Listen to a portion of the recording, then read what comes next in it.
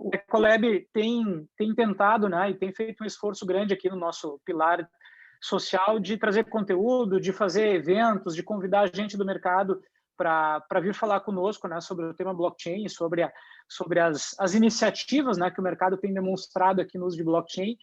E já fazia um bom tempo, a gente tentou fazer esse encontro aqui em janeiro, né, acabou que não conseguimos viabilizar naquele momento, mas já de um bom tempo que eu estava querendo te trazer aqui para essa conversa, Luiz, para falar um pouquinho sobre a tua experiência, sobre o projeto da Mose, sobre todos os pontos aqui que nós vamos conversar essa noite.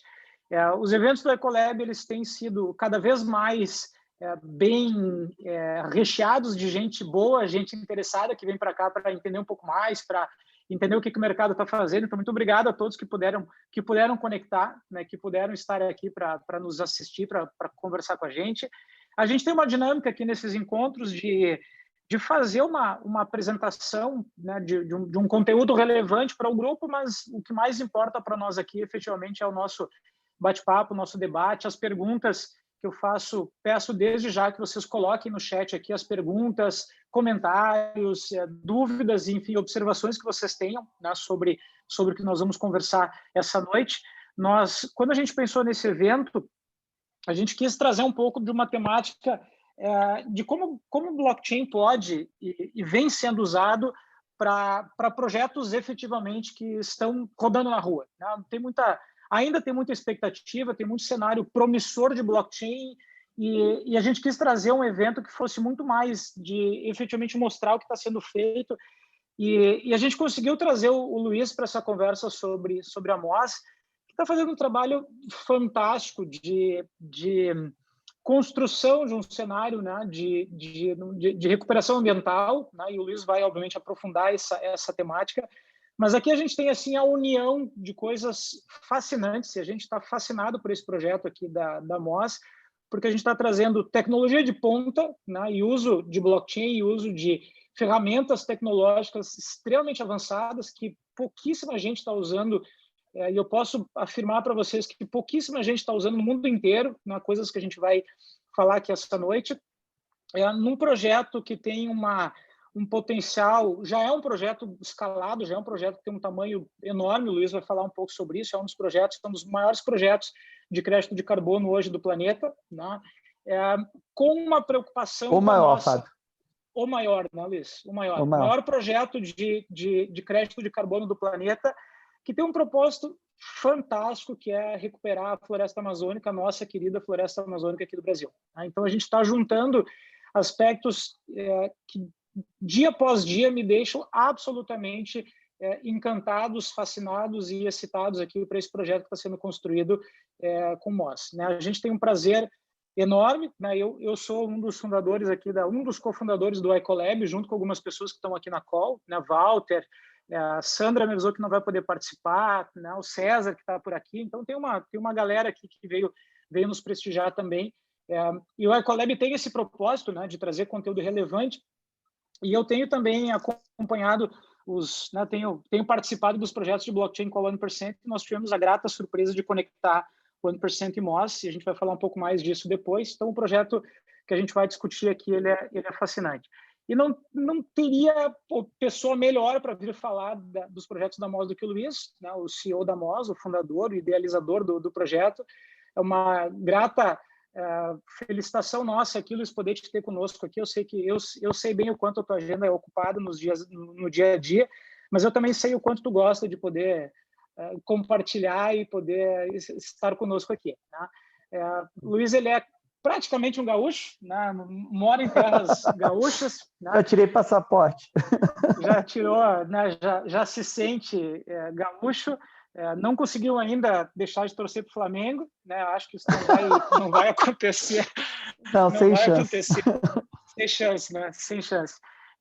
Então, assim, Luiz, eu vou como é que vai ser a dinâmica da noite aqui, tá? Eu vou passar a palavra para o Luiz vai faz a tua apresentação, Luiz, vou deixar você fazer uma apresentação da Mose. Eu tenho algumas coisas aqui que eu vou querer interagir contigo, então eu vou tomar a liberdade de eventualmente tornar a tua apresentação um debate, né, se a gente tiver a possibilidade. E aí depois no final a gente tem um bom espaço para perguntas, né, perguntas e considerações. Então vocês vão colocando, o pessoal vai colocando já no chat aqui as suas perguntas, eu vou fazendo as minhas anotações aqui para a gente interagir, mas, enfim, a pauta principal é tua, Luiz, né? A noite ela é tua, fica à vontade aqui para trazer o teu conteúdo, para compartilhar teu material, e vamos fazer essa noite aqui virar uma noite memorável para nós do Ecolab, com esse evento fascinante que eu tenho certeza que ele vai ser. Com certeza. Bom, super obrigado primeiro a todo mundo pelo convite.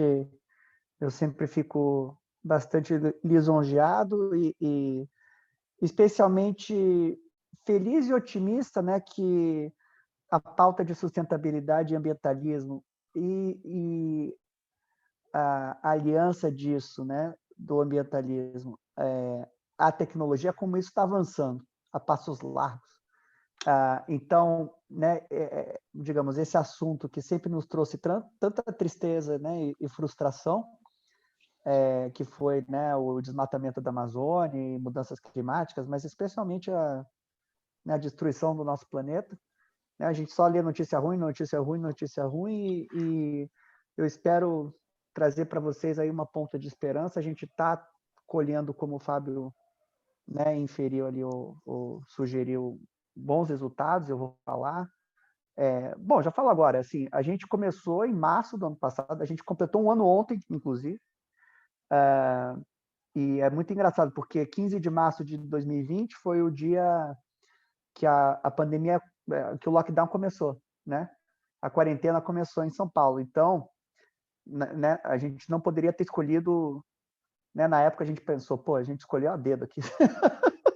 Não poderia ter sido mais desafiador assim o momento, e no entanto, por várias razões que eu vou mencionar aqui, acabou sendo fortuito, né? E a digitalização da economia e o fato de nós todos nos tornarmos com a pandemia mais solidários, e também né, os sinais das mudanças climáticas, né, terem ficado cada vez mais evidentes, e todo esse boom que houve em ativos digitais e uso de blockchain, tudo isso ao mesmo tempo acabou sendo um timing que na época pareceu para a gente desastroso, mas acabou sendo bastante feliz. De números desse último ano, né, e o Fábio e a 1% têm sido verdadeiros sócios nossos. A gente, né, está formalizando mais recentemente um negócio mais formal, uma sociedade mais próxima, mas né, foram chaves aí no processo de tokenização. E para dar uma ideia, até junho do ano passado, eu literalmente ainda achava que blockchain era aliás, que Bitcoin era uma fraude, tá? Então, para dar uma ideia de do quanto pode se avançar né, na mudança de conceito e de ideia sobre um tema. Mas, assim, no último ano, a gente se tornou rapidamente a maior plataforma de carbono disparado do mundo, tá? A gente tem o maior estoque de crédito de carbono da história da humanidade. São 20 milhões de toneladas, para dar uma ideia, isso aí hoje tem um valor de mercado de 400 milhões de dólares, são 2 bi de reais. E nós somos a empresa não governamental, né, óbvio, ou não estatal, que mais dinheiro enviou para a Amazônia também na história, tá? Gringo, brasileiro incluso. A gente enviou já mais de 60 milhões de reais para a Amazônia. Para dar uma referência, o orçamento do governo federal, para projetos de conservação da Amazônia, mais especificamente, o orçamento do governo federal para a conservação da Amazônia, ano passado, foi de 20 milhões de reais, e eles, obviamente, não cumpriram, não executaram esse orçamento. Ou seja, nós mandamos mais que 3 vezes o orçamento federal para a proteção da Amazônia. Isso demonstra, para mim, na minha cabeça, que, claramente, se seguirmos, né, uma fórmula de mercado, e usando tecnologia e tal, eu vou explicar, dá para, sim, mandar dinheiro, e dá para criar um sistema onde a conservação da Amazônia ela é remunerada e ela gera mais retorno financeiro, né, que é a maneira que a gente vai salvar a Amazônia. Tem que dar dinheiro para quem está preservando a floresta. Ponto.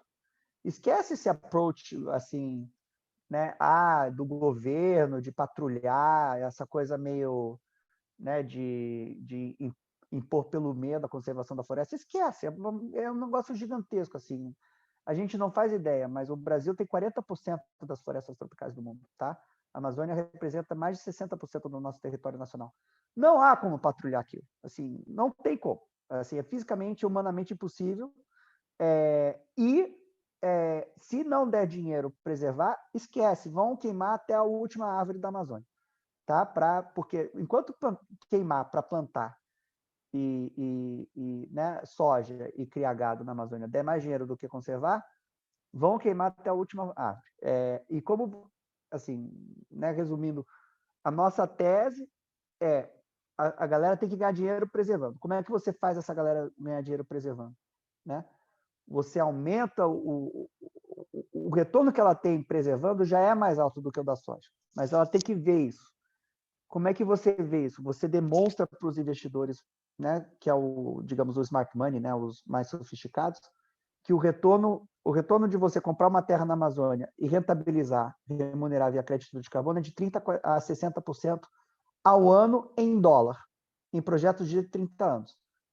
Pô, como é que dá um retorno desse? Porque o preço da terra é muito baixo. Vocês concordam que qualquer um que saiba um mínimo né, de conhecimento de mercado financeiro ou de economia sabe que o retorno nesses casos ele vai normalizar para o nível, né, mais razoável de 10% a 15% com o aumento do preço da terra. O que vai acontecer? Se eu falar para um gringo, como eu tenho falado e como eu tenho levantado interesse, ou para grandes investidores brasileiros, olha, você comprar terra na Amazônia, você vai conseguir um retorno de 30% a 60% emitindo carbono. O quê? Como é que faz isso? Todo mundo faz, o que acontece com o preço da terra? Sobe. Aí, no momento que o preço da terra, que hoje em dia florestada é de $100, o que acontece? O cara vai, desmata, né? Aí ele prepara aquela terra com algum investimento de cercar, de preparar para semear e tal, ou comprar cabeças de gado, vai gastar uma grana, ele vai aumentar o valor daquela terra para uns $400, vai vender a 500, 550. Vai ganhar nada, vai ganhar um trocado, mas é isso que eles fazem.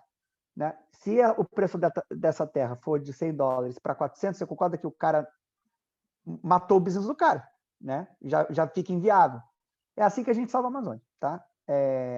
E a gente já fez alguns projetos piloto nos quais, ao comprar créditos de carbono de uma área grande existente, quando eu falo área grande, as áreas de conservação da Amazônia, eu não fazia nenhuma ideia também que isso existia, tá? Não só blockchain, eu não fazia ideia como funcionava, eu não fazia ideia que existiam essas áreas de conservação da Amazônia que se remuneram via crédito de carbono. São imensas, tá? A gente está falando de áreas assim de 150 mil hectares. Cara, 150 mil hectares é tipo a cidade de São Paulo, são 2 cidades de Nova York. O cara vai, compra aquela área e emite o crédito de carbono. Só que, por razões que eu vou explanar daqui a pouquinho, esse setor caiu em descrédito, ficou num limbo por muitos anos. Por isso que a gente não sabe o que é crédito de carbono, né? Enquanto na Europa e nos Estados Unidos e na China, que já tem um mercado mais desenvolvido há um certo tempo, isso já é meio corriqueiro, compensar a sua pegada de carbono. Aqui eu já devo ter feito uns 5.000 calls e eu sempre pergunto, sei lá, digamos que eu esteja conhecendo o Fábio pela primeira vez. Fábio, você já compensou a tua pegada de carbono? Todo mundo fala, não, o que é isso? Então, o ponto há uma maneira de salvar, tá? E de remunerar esse trabalho, tá? Não precisa ser filantropia, não precisa ser doação. E aí a história da Moz, eu acho que é bom explicar para ver como foram feitas as decisões e como foi se formando a empresa, né? Eu sempre trabalhei no mercado financeiro. Em 2019, eu me enchi o saco de deixar a gente rica mais rica. Eu falei, bom, qual é o sentido da minha vida? Aí nasceu minha filha, comecei a me preocupar. Eu tenho vários amigos em conservação ambiental, ou que estão no mercado financeiro e têm ONGs de conservação ambiental, ou compram áreas para preservação e tal, no estilo, assim, filantropia. Vou comprar a fundo perdido, sabe? Não é para ganhar dinheiro, é para salvar aquela área ali do Pantanal, da Amazônia e tal. Eu comecei a conversar com eles e eles falaram, não, você tem que ler esse livro, você tem que ler aquele livro e tal. Eu comecei a ler bastante sobre mudança climática, eu fiquei horrorizado, assim. A mídia, a ciência internacional, mas especialmente a mídia, fracassaram, né? Foram um fracasso retumbante na divulgação e na disseminação dessa informação, que se a gente continuar poluindo do jeito que a gente está poluindo, sem abaixar a poluição do mundo, pelos próximos 10 anos, daqui a 50 anos, a gente está muito próximo do tipping point, de um, né, point of no return, do ponto que você não consegue reverter, irreversível, de um cenário daqui a 50 anos de 3 graus, 3,5 graus de aumento de temperatura global. Para o leigo, você fala isso, né, whatever, vai fazer num dia quente de 30 graus, vai fazer 33. Não é isso. Isso é a média de aumento de temperatura do mundo. Então, vai ter lugar que vai aumentar 15 graus, 20 graus. Toda a zona tropical do mundo, no cenário base, né, quem for engenheiro ou entender de estatística, você tem a curva normal, mais da metade da curva normal é esse cenário que eu vou dizer agora, para dar uma ideia da gravidade da questão. A gente está falando da zona tropical do mundo inteira estar inabitável.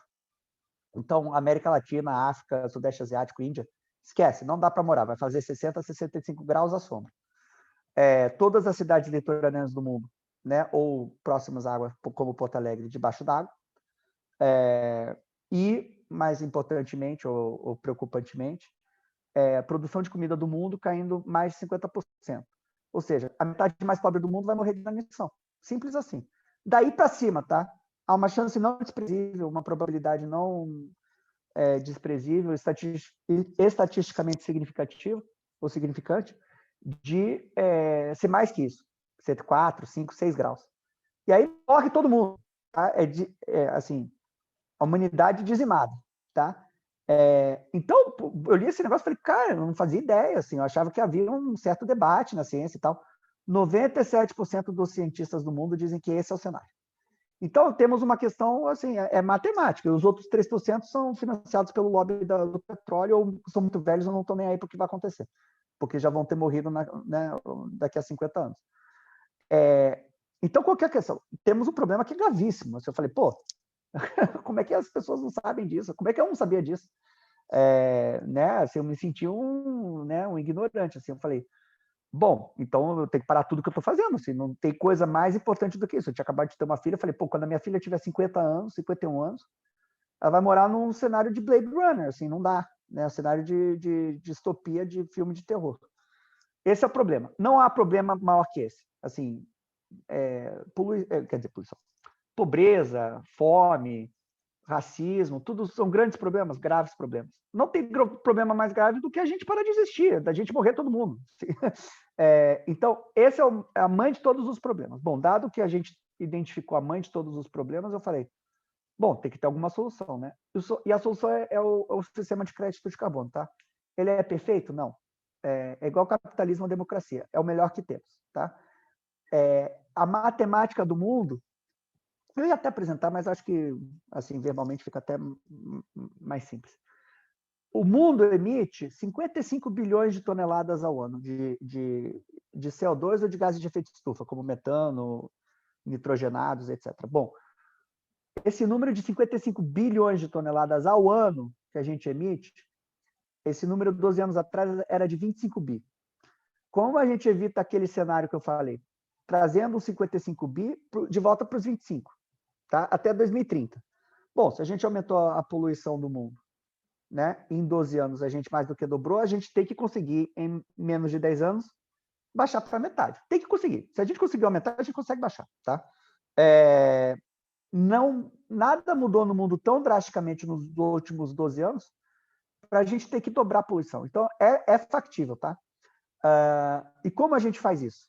Via o sistema de crédito de carbono, que nada mais, nada menos do que põe um custo na poluição, que hoje em dia é uma externalidade pela qual as empresas não pagam, tá? É um custo que as empresas não pagam, mas que quem paga somos nós, através de ar mais poluído, doenças respiratórias e o aumento da probabilidade de um cenário de morte completa ou né, de um percentual, uma porção razoável da humanidade daqui a 50 anos. Bom, como é que o crédito de carbono faz essas empresas pagarem pela poluição que hoje em dia elas pagam zero, né? Petrobras e Vale, elas poluem quanto elas quiserem, que no Brasil não é regulado, elas pagam zero por isso. Quem paga somos nós. Bom, nos países regulados, e todas as economias desenvolvidas do mundo hoje em dia são reguladas, ser regulado quer dizer o quê? Que o governo ou regulador de lugares como a Califórnia, o East Coast americano, Canadá, Europa, Nova Zelândia, Austrália e esse ano China, ou seja, 70% do PIB global hoje em dia já é regulado. há 4 anos atrás era 30%. Fomos de 30% para 70%. Não consigo ver, e ninguém acho que vai discordar, o mundo onde China, Europa e Estados Unidos são regulados e o Brasil não é. Esquece. É geopolítica, né, one-on-one, como dizem nos Estados Unidos. É o primeiro curso. Assim. As maiores potências do mundo são reguladas, ou os países emergentes vão ser forçados a ser regulados, e o Brasil tende a se regular daqui a 1 ano ou 2. Nos mercados regulados, como é que funciona? O governo estabelece uma meta, né, de poluição, de emissão de gás de efeito estufa para o ano, ele divide a economia daquele país ou continente, no caso da Europa, ou estado, no caso da Califórnia, em diferentes setores. Então, você tem o setor de aviação civil, mineração, petróleo, varejo de roupa, etc. e tal. Bom, e aí ele fala, cada companhia aérea, empresas que poluem acima de um certo limite ao final do ano, vão ter que comprar crédito de carbono de empresas que poluem abaixo. Simples assim, tá? Então, vem um auditor ao final do ano, vê, sei lá, digamos que uma companhia aérea na Europa, digamos que a meta da empresa no ano foi de 2 milhões de toneladas, tá? Digamos que a Alitalia emitiu 3 e a Lufthansa emitiu 1. Bom, a Lufthansa foi bem, emitiu 1 a menos do que o limite, chama um auditor, um certificador, o cara vem lá e fala, bom, esse 1 milhão que você poluiu a menos, você vai certificar, né, vai emitir os famosos créditos de carbono, são esses papéis. Cada crédito de carbono é 1 tonelada de emissão de CO2 evitado, tá? Então, usam-se intercambiavelmente, assim, são equivalentes. 1 tonelada de CO2 ou um crédito de carbono. No mundo inteiro, a mesma definição. A Lufthansa, nesse meu exemplo, vai, né, emitir, né, 1 milhão de papéis de crédito de carbono que ela vai vender numa bolsa para a Alitalia, que vai ter que comprar. A Alitalia foi mal, né, poluiu 1 milhão a mais. E assim que funciona, mais de 99% do mercado de crédito de carbono globalmente. Há várias falácias que eu vou falando aqui. A primeira é que o crédito de carbono é um certificado, um selo que mede quanto o CO2 é capturado do ar, né, sequestrado pelas florestas. Não, errado. A mídia espalha isso, não é isso. Não é isso, assim, nem de longe. Porque senão, como é que um parque eólico, um parque de painéis solares, né, de energia solar, certificaria carbono? Né? Um parque eólico é um monte de catavento. Catavento não tira CO2 do ar. Ele evita a poluição. Porque ao fazer um parque eólico, você evitou a construção de uma térmica a carvão que poluiria, sei lá, 1 milhão de toneladas ao ano. Aquele parque eólico vai receber 1 milhão de créditos de carbono. Né? No caso da preservação florestal que eu mencionei, né, com que a gente trabalha, aquela área, metade de uma árvore é carbono. Se vocês lembrarem da aula de química, imagino aqui que a maior parte das pessoas seja geek ou nerd igual eu, celulose, as árvores são feitas de celulose, né? Plantas, vegetais são feitas de celulose, né? O tronco, a folha e tal. E celulose, né, que é um carboidrato, é C6H12O6. Então, metade de uma árvore é átomos de carbono. Então, se você tem, assim, 1 tonelada de biomassa, você tem 500 quilos de carbono ali, né? Então, o ponto é, florestas são grandes estoques de carbono. Quando você desmata, você queima uma árvore ou corta aquela árvore, aquele carbono ele é liberado para a atmosfera. Quando ela morre, né, em metano, CH4, e algo de monóxido e dióxido de carbono, CO e CO2, e quando ela queima, muito CO2, né? E algo de metano, mas muito CO2. Então, quando você queima ou corta ou mata, né? Quando você desmata, você está literalmente né, liberando aquele estoque de carbono que estava trancado ali nas árvores, na biomassa, você está soltando aquilo para o ar. Então, quando você protege uma grande área, né, igual eu falei, uma vasta área de 150 mil hectares, quando você protege aquilo, você compara com uma área ao lado que não é protegida, ela está sendo desmatada e soltando CO2. Ao proteger, você evitou a emissão de CO2. Né? Então, não é que você está sequestrando. Aliás, a maior falácia do mundo que existe é que, infelizmente, porque é bem bonito, né, falar que a Amazônia é o pulmão do mundo. Não é, gente. Se vocês lembrarem, a fotossíntese ela só é feita quando tem sol. Né? Então, durante o dia, uma floresta madura que não está crescendo, ela está tirando o CO2 do ar, né, quando tem sol, mas à noite ela está respirando, igual a gente. Então, ela está soltando todo aquele CO2 que ela tira durante o dia, ela está soltando à noite, né? Então, elas são neutras em carbono, na verdade. Mas elas são grandes estoques que a gente tem que proteger. Bom, dos 55 bilhões que eu falei, né, 12 bi, ou seja, 20%, um pouquinho mais de 20%, é mitigado. Ou seja, as empresas forçadas pelo governo, como eu disse, dos 12 bi, 11,9, mais de 99% do mercado, é de empresas que poluíram mais, sendo forçadas a comprar de empresas que poluíram menos. E aí tem uma franjinha, tá? De 100 milhões de toneladas, ou seja, menos de 1% daqueles 12 bi totais, que estão no mercado voluntário. O mercado voluntário é um mercado paralelo ao regulado, como o próprio nome diz, ele é voluntário no sentido que não é o governo que força, mas a demanda cada vez maior de consumidores, millennials, especialmente jovens entre 20 e 40 anos, que estão forçando cada vez mais as empresas por seus valores, né, ambientalistas e mais conscientes, né, do coletivo, forçando as empresas a comprarem crédito de carbono. Por isso que você está tendo um boom nisso, porque os millennials estão ficando mais numerosos, já são o maior grupo demográfico do mundo, 30% do mundo, da população global já é de millennials, já passou dos baby boomers, né, nos nossos pais e avós, e é um valor vital, né, chave, né, é um core value aí dos millennials, se preocupar com o aquecimento global e com o mundo, né, que eles viverão quando forem velhos, e seus filhos quando forem velhos. Bom, qual que é o ponto, né? Voltando assim, como a gente montou a MOS, e eu vou tentar ser o mais breve, como vocês viram, o tema é altamente complexo e onde que entra o blockchain. Mas o que eu descobri na minha pesquisa? Bom, temos um problema, temos a solução. Qual que é a solução? Aqueles 55 bi de poluição, eles têm que baixar para 25, como eu falei, e os 12 bi de mitigação têm que subir para 25. Nesse momento que eles se encontram, a gente neutralizou o mundo, né? E aí a gente criou os incentivos, né, corretos, alinhamos os interesses de todos para que esses 25 vão baixando, e mesmo que sejam 25 bi, 25 bi, 25 bi, né, até pelos próximos 50 anos, a gente evita aquele cenário desastroso lá, não conseguimos mais evitar um cenário de menos de um aumento de 1,5 grau, mas 1,5 grau a gente vai sobreviver, a gente vai se adaptar, vai ser um mundo pior do que é hoje, mas tudo bem, não é que morre todo mundo. Eu falei, pô, fantástico, temos um problema, temos a solução. Qual que é a questão? Eu passei a estudar, bom, mas se temos um problema e temos a solução, por que a gente não sabe no Brasil o que é carbono e por que, né? Eu passei a estudar a questão da demanda e da oferta. E passei a reparar essas tendências estruturais, de que os millennials se importam muito com isso e estão crescendo muito, tá? Os millennials já são 50% da PE, da população economicamente ativa, da força de trabalho global, em 5 anos serão 70%.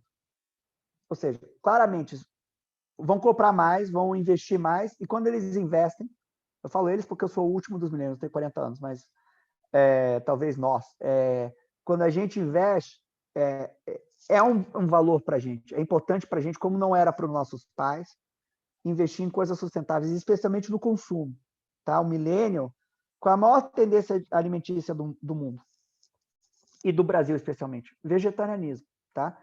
14% dos brasileiros são vegetarianos. Mas dos brasileiros totais, imagina qual o percentual dos millennials. É altíssimo, tá? É mais de 50%. Quanto mais baixo você vai, mais são vegetarianos. Por quê? Por causa de saúde e tal, mas também pelo ambientalismo, porque os millennials são muito mais informados, né, do que as gerações mais velhas, estão mais antenados nessas questões e sabem que comer carne, a pecuária desmata, né? Então, é uma questão também. O aumento dos millennials no mundo, né, como percentual, está levando ao aumento da demanda, da pressão nas empresas para que elas mitiguem o seu dano ambiental. Como é que elas mitigam o seu dano ambiental? Elas podem reduzir a sua poluição, mas isso é demorado, né, através de processos industriais e logística mais eficiente e tal, ter carro elétrico, sei lá o quê.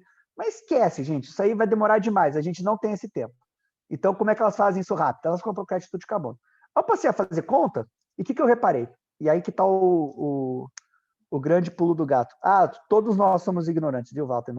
Eu também não fazia, desculpe o francês, uma puta ideia de nada disso até o começo do ano passado. Isso me fascinou, porque, pô, eu falei, como é que a gente não sabe dessas coisas? E aí, qual que é a grande questão? Por que as maiores empresas do mundo declararam compromissos, né, de carbono neutro, de se neutralizar em carbono, nos últimos 2 anos? Não foi uma coincidência, porque bateu com a ascendência dos milênios. As empresas, na parte de pesquisa delas, começaram a falar: opa, cara, se o governo não me forçar a fazer isso, eu vou ter que fazer, cara, porque os meus consumidores estão exigindo cada vez mais. Eles talvez não estejam exigindo muito agora, mas daqui a 5 anos, cara, eles vão ser 70% da força de trabalho global. Eu tenho que me preparar. Então, a Unilever anunciou que daqui a 5 anos todos os seus produtos globais vão ser carbono neutro. A Volkswagen está neutralizando forçosamente toda a cadeia de 40 mil fornecedores globalmente. Porque eles são bonzinhos? Porque eles querem salvar o planeta? Não, é porque eles têm que fazer isso, gente. Isso é custo para as empresas. Tá? É um custo que elas não têm mais como escapar, tá? Que elas não tinham antes e vai ter que ter se elas quiserem continuar a vender. E quem não fizer isso vai ficar para trás, tá? Já está ficando para trás, esse é o ponto. Então, as maiores empresas do mundo, percebendo que o mundo está ficando regulado, que elas não vão conseguir fugir da polícia, digamos, do governo. E nos lugares que ainda não são regulados, como o Brasil, elas não vão conseguir fugir do aumento da demanda. Estão começando a anunciar compromissos de neutralização, de carbono neutro, né? Neutral pledges. Quais as empresas? As maiores do mundo.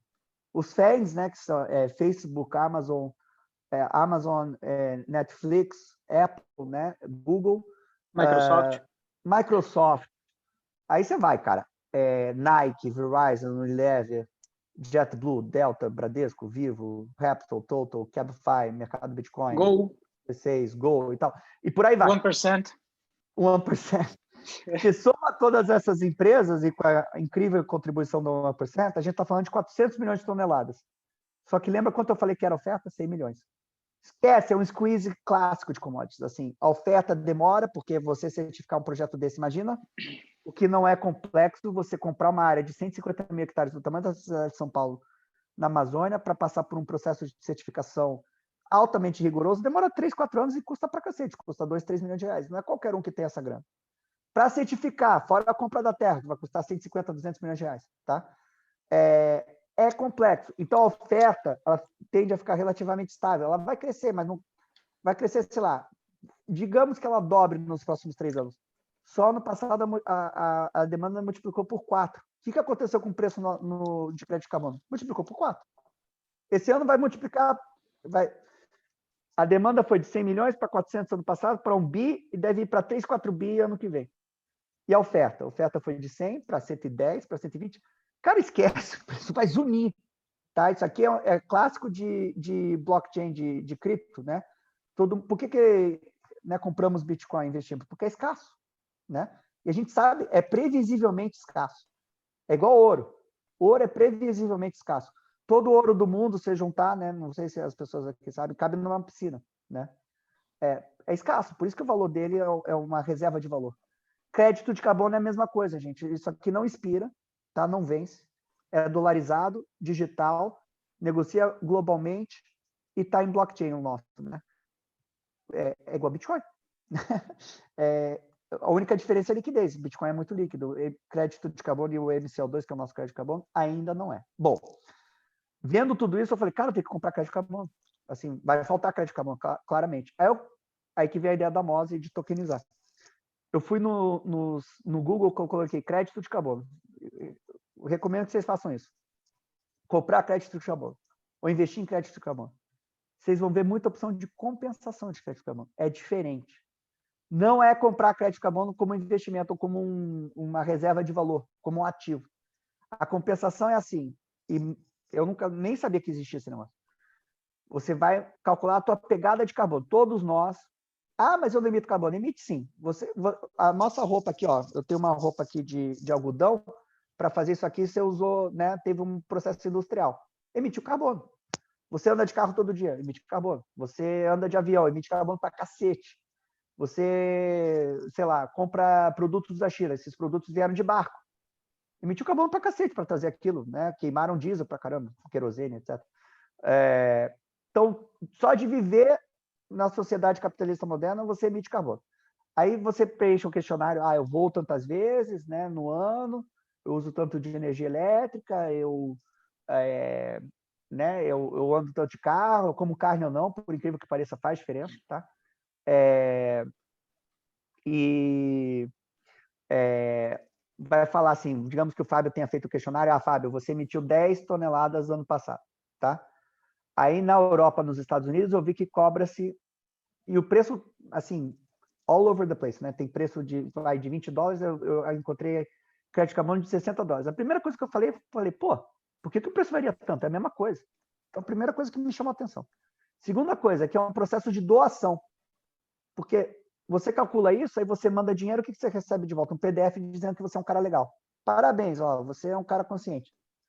O que é isso? Uma doação. Como isso é diferente de você doar para o Médicos Sem Fronteira, para o Unicef? Não é. Você manda dinheiro, você recebe um PDF. Pô, valeu, obrigado. Isso me chamou a atenção. Pô, isso aqui é uma doação. Então, o público-alvo disso é muito restrito. Porque, no exemplo que eu dei do Fábio, 10 toneladas, né? A $30 na Europa, $300. Cara, $300 são R$ 1.700.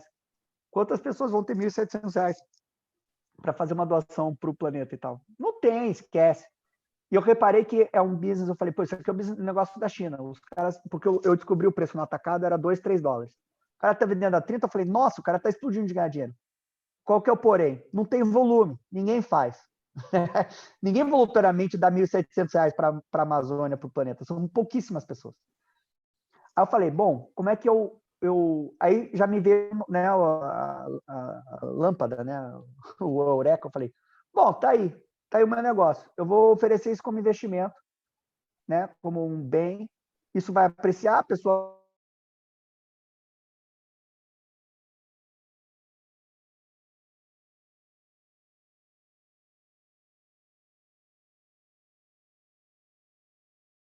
compra no atacado, vende no varejo. Qualquer coisa no mundo que você comprar grandes volumes, né, no atacado, você vai comprar desconto e vai vender no varejo, né, guarda-chuva, por exemplo. Você comprar 1 milhão de guarda-chuvas na China, você vai comprar cada guarda-chuva 1 milhão de vezes, né, você compra uma vez 1 milhão de guarda-chuvas a 10 centavos. A loja americana faz isso, digamos. Compra 1 milhão de guarda-chuvas. Ela vai vender cada guarda-chuva. Quanto que vai estar na loja americana? Vai estar, sei lá, R$ 5, R$ 10, sei lá quanto é que é um guarda-chuva, mas muito mais alto, né? E aí ela ganha o dinheiro nessa diferença, né? Claro que ela tem custo de distribuição, logística e tal. A gente faz isso. E como é que a gente agrega valor nisso? Que não é tão simples quanto isso, né? A gente agrega valor na seleção dos projetos, tá? Que sejam projetos muito rigorosamente escolhidos. A gente tem uma licença como se nós fôssemos a XP, né? Da B3 de crédito de carbono global, que é um registro global de créditos. Nós temos uma licença para operar nesse mercado. A gente faz a seleção dos projetos. Como vocês podem imaginar, é muito difícil encontrar um projeto aqui na Amazônia não tenha algo de picaretagem, de crime ambiental e tal.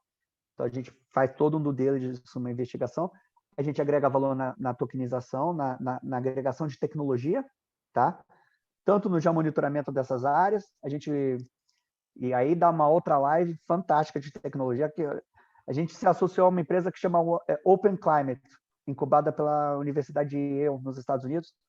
Os caras estão na vanguarda na tecnologia mais de ponta que existe no mundo, que é o Spatial Web. Eles montaram uma internet em 3D, tá? Via IoT, Internet of Things e tal, sensores e drone, imagem de satélite. Eles reproduzem a floresta em 3D. É uma loucura. Você põe aquele óculos de realidade virtual, você voa sobre a floresta e não é uma simulação de como está a floresta, é uma reprodução de como está a floresta. Então, você consegue em tempo real ver como é que a floresta está se comportando, se ela está sendo mais desmatada, se está menos, se o crédito de carbono está sendo gerado como você esperava e tal. Cara, isso é assim, de uma eficiência e tecnologia absurda. Temos isso. E aí, finalmente, a gente agrega valor na distribuição, em tornar esse ativo, que era ilíquido, que você não podia negociar e tal, como a gente tokenizou, a gente está distribuindo. Então, fizemos a listagem, a maior listagem da história de ativo digital da América Latina, tá? Passou o volume do dia da listagem do próprio Bitcoin e do Ether e qualquer outro ativo digital na América Latina. A gente e na distribuição, no branding, né? Em gastar em marketing para a gente divulgar essa ideia, porque imagino que a maior parte aqui, se não todos, não faziam a menor ideia que isso existia. As pessoas têm que saber que isso existe, porque o que a gente almeja, né, ou espera ter criado, acho que a gente criou, é um sistema que é ganha, ganha, ganha, né? Crédito de carbono é a única commodity do mundo cuja especulação é positiva para o mundo. Qualquer outra commodity é negativo, tá? Quanto maior o preço, pior para o mundo. Petróleo, café, açúcar, trigo, milho, tudo isso, quanto maior o preço, mais você está ferrando o pobre, né? Porque o pobre, na cesta básica dele, esses itens têm mais representatividade. Crédito de carbono, não. Se multiplicar por 10, você está salvando o planeta. Né? Você está mandando 10 vezes mais dinheiro para a Amazônia, você está onerando 10 vezes mais o poluidor, você está beneficiando 10 vezes mais tecnologias limpas como da Tesla, de energia renovável e tal. O mundo, quanto maior o preço de carbono, melhor. Então, uma especulação do bem, entre aspas. Né? E a gente começou vendendo a $6 ano passado, agora está 18, triplicou, né? E mesmo assim ainda está longe do preço de equilíbrio do mundo, que de acordo com a FMI, com a London School of Economics e com a NASA e o Banco Central Europeu e tal, deve ser de mais de $100. Então, a gente acha, se essas instituições que são super conservadoras dizem que o preço de equilíbrio do mundo, que traz aquele 55 bi, lembra que eu falei? Para os 25 bi, a gente equilibra o mundo, é de mais de $100, e a gente no mercado Bitcoin agora está 18, cara, é igual comprar Bitcoin. Não sei quando que vai ficar mais caro, a rapidez e tal, mas que vai ficar mais caro, vai. Assim, por todas essas razões que eu falei. Demanda maior que oferta, preço de equilíbrio lá na Lua, e temos ao nosso lado todos os governos do mundo. Assim, imagino que todos tenham visto, os Estados Unidos assinaram o Acordo de Paris, né, que é um acordo ambiental que os Estados Unidos nunca tinha assinado. A China regulou o mercado de carbono. A China polui 1/3 da poluição do mundo vem da China. Cara, o governo chinês, americano e europeu estão ao nosso lado. Assim, em quem está comprando carbono, eles querem ver o preço mais alto. Então, é meio... E aí, da tokenização também, só... Por que eu passei a estudar, né, blockchain, tokenização, e aí a gente conheceu o 1% e o the rest is history, como dizem os americanos.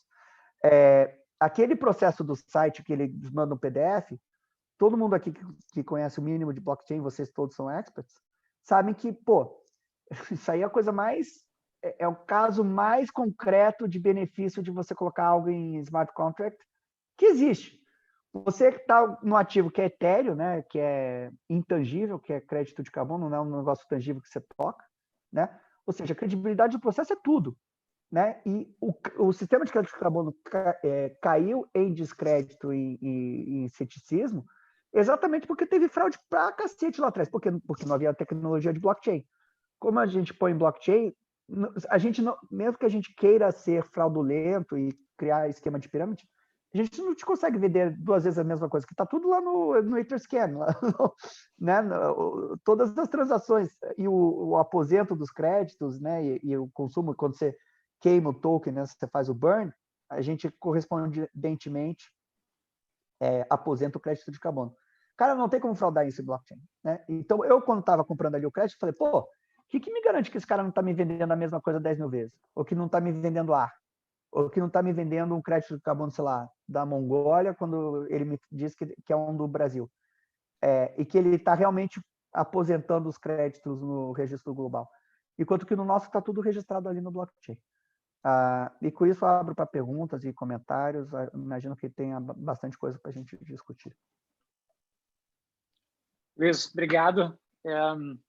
Eu fiz alguns comentários aqui, porque, na verdade, nesses teus 40 minutos de fala aqui, tu abriu um monte de janelas, né, para a gente poder conversar aqui, e tu trouxe alguns pontos que eu quero reforçar aqui. Um ponto que eu quero comentar, que é um dos exemplos que tu trouxeste, que é algo que a Moss faz, e eu quero se tu pode comentar alguns casos brasileiros aqui, que é aquela empresa que quer compensar a sua pegada de carbono. Tá? Então, se vocês entrarem, o público que está nessa sala aqui, se entrar, provavelmente tu tem isso no site ou no link lá do teu site, Luiz, você pode ir lá preencher um formulário, quantas viagens você fez no ano passado, quantos ar-condicionado tem, quantos botijões de gás, qual é o consumo de energia elétrica e tal. Você vai preencher um formulário e dizer, olha, a tua pegada de carbono do ano passado foi de X toneladas de CO2, e aí você pode pagar, né, para receber um certificado de compensação. É a doação que o Luiz falou, né? Quer dizer, eu mando um dinheiro e recebo um certificado de que nós compensamos É que no caso, desculpa interromper, Fábio, é que no caso, para empresas PJ são 98% a 99% desse mercado. Tá? A PF é uma pequena parte. A relação da pessoa física, do indivíduo, com o crédito de carbono é diferente do da empresa. No teu caso, não é uma doação, é um investimento em marketing, é diferente. Porque você vai pegar é o investimento em marketing mais barato, com maior retorno sobre o capital investido que você vai ter no mundo. Porque pensa assim, você vai colocar no teu site da 1%, bom, não tem nem mais cartão de visita, mas no teu material de marketing, tudo, você vai colocar lá, carbono neutro. Essa tua projeção de imagem de ser ambientalmente consciente, como tu viu, o valor é ínfimo, né? São tipo R$100 por mês. Cara, que investimento de mídia que você vai gastar R$100 por mês? Acho que nem post promovido no Instagram você vai gastar R$100 por mês. Mas a imagem que fica, porra, nossa, esse cara é carbono neutro. E como é um setor incipiente, eu tenho certeza que a gente pode até conversar sobre isso depois. Muitos negócios vão ser o primeiro. Com certeza, a 1% é a primeira empresa de tokenização do mundo que é carbono neutro. Ah, não é do mundo, já tem nos Estados Unidos. Tá, a primeira é do Brasil. Não, já tem no Brasil. Tá, a primeira é do Rio Grande do Sul. Entende? Você vai ser, de alguma maneira, o primeiro. Sim, né? sim. Provavelmente no curto prazo. Então, é um marketing muito, muito positivo e muito barato. E Oles, tu pode comentar de como é que tu tem percebido? Eu sei que tu circula muito em empresas brasileiras, que ainda é um mercado não regulado. Como é que as empresas brasileiras estão olhando esse cenário? E se tu pode citar casos Estão de correndo atrás do rabo, operações? estão ferradas. Olha só. O Brasil, eu vou lançar alguns números, vão chocar vocês. Daqueles 55 bi de toneladas, uma tonelada de carbono é um balão, sabe aqueles da Capadócia, lá da Turquia? Né? Um balão daqueles, do tamanho de uma casa, cheio de CO2. Nós, como humanidade, cada um de nós está lançando 15 daqueles balões para a atmosfera por ano. A média do brasileiro é 8. São 8 balões daquele por cabeça. Tá? Como a gente é de um nível, né, socioeconômico mais alto, a gente está lançando 20 a 30 daqueles balões por ano. Uma viagem em São Paulo, Nova York, são 2 daqueles balões. Você faz isso 10 vezes por ano, são 20 daqueles balões. Tá? É um absurdo. Tá? Pois bem, qual que é o grande ponto? O Brasil, daqueles 55 bi, a gente emite 2 bi. Só que o Brasil, a população urbana emite muito pouco. Dos 2 bi, quanto você acha que vem de desmatamento, Fábio? Quanto você diria? Você chutaria? 2 bilhões por ano. Quanto vem de desmatamento de floresta no geral? Não só da Amazônia.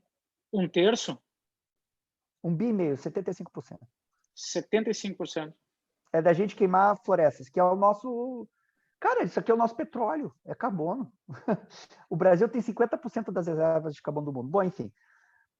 Dos 2 bi, as empresas listadas na Bolsa Brasileira, tá? As maiores, Petrobras, Vale, etc., né? Ambev e tal, tudo junto são 150 milhões de toneladas, tá? O Brasil certifica, ou seja, do lado da oferta, daqueles 100 milhões por ano, o Brasil só certifica 5. Só que há contas de técnicos, a Schroders diz, o Brasil é a Arábia Saudita do crédito de carbono. A gente tem metade do carbono do mundo. A gente tem mais carbono como reserva, né? Por ter quase metade das florestas do mundo, a gente tem mais carbono do que o segundo colocado ou o 11º colocado juntos. Esses 5 milhões por ano, só da gente atingir o nosso market share, a nossa participação de mercado natural, né, pela nossa concentração de florestas, deveria ser 50 milhões, né? Metade dos 100 milhões. Né?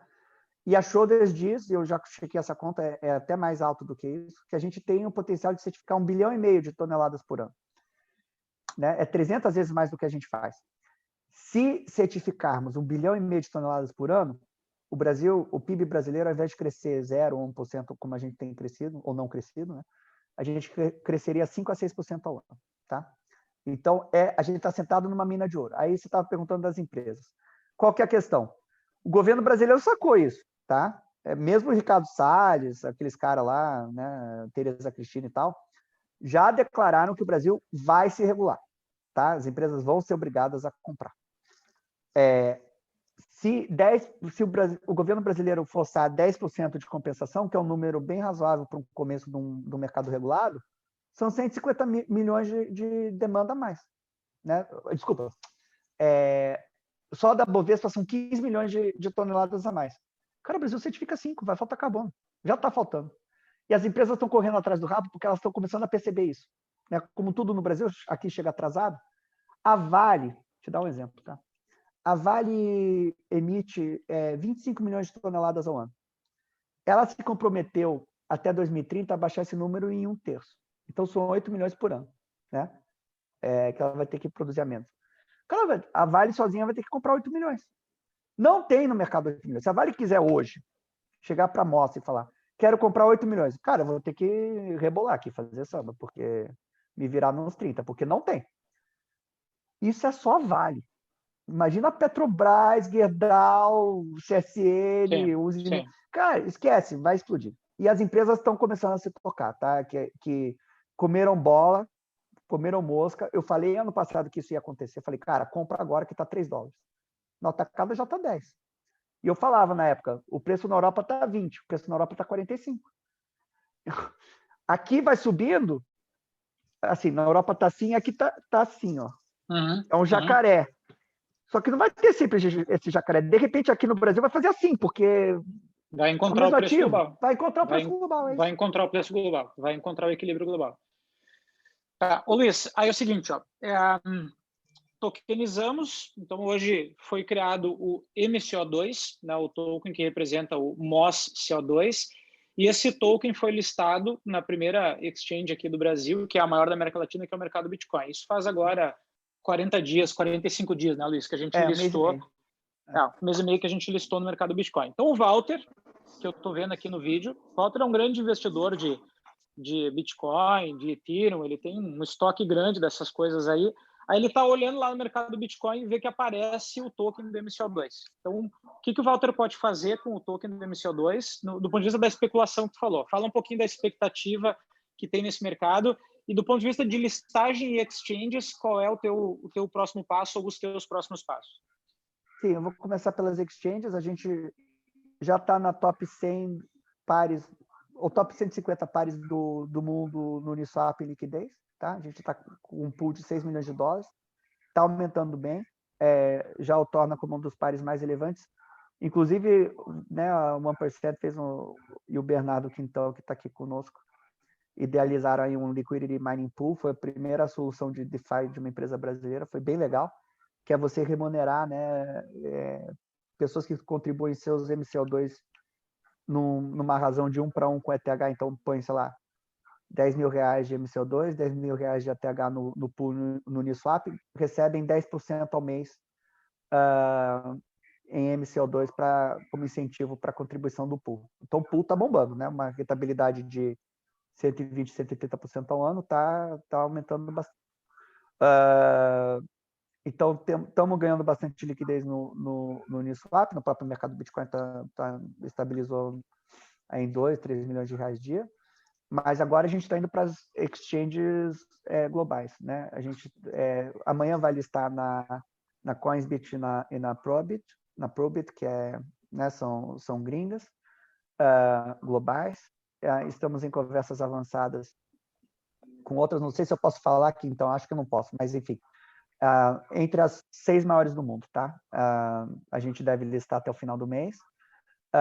E acho importante mencionar o Fábio e o Bernardo, né, que são do meio, conhecem bem, mas um dos nossos sócios é o acionista da MOS, é o John Pfeffer, que é um ex-sócio da KKR, dos maiores fundos de private equity do mundo, e é dos maiores investidores de cripto do mundo. Então, ele está literalmente no grupo do Telegram com o Brian Armstrong da Coinbase, com o Jesse, presidente da Kraken, enfim. E, num primeiro momento, não chamou tanta atenção, né, dessas grandes exchanges, mas agora está, porque, como todos sabemos, há uma crítica enorme, né? Qual é a grande crítica em relação ao Bitcoin hoje em dia?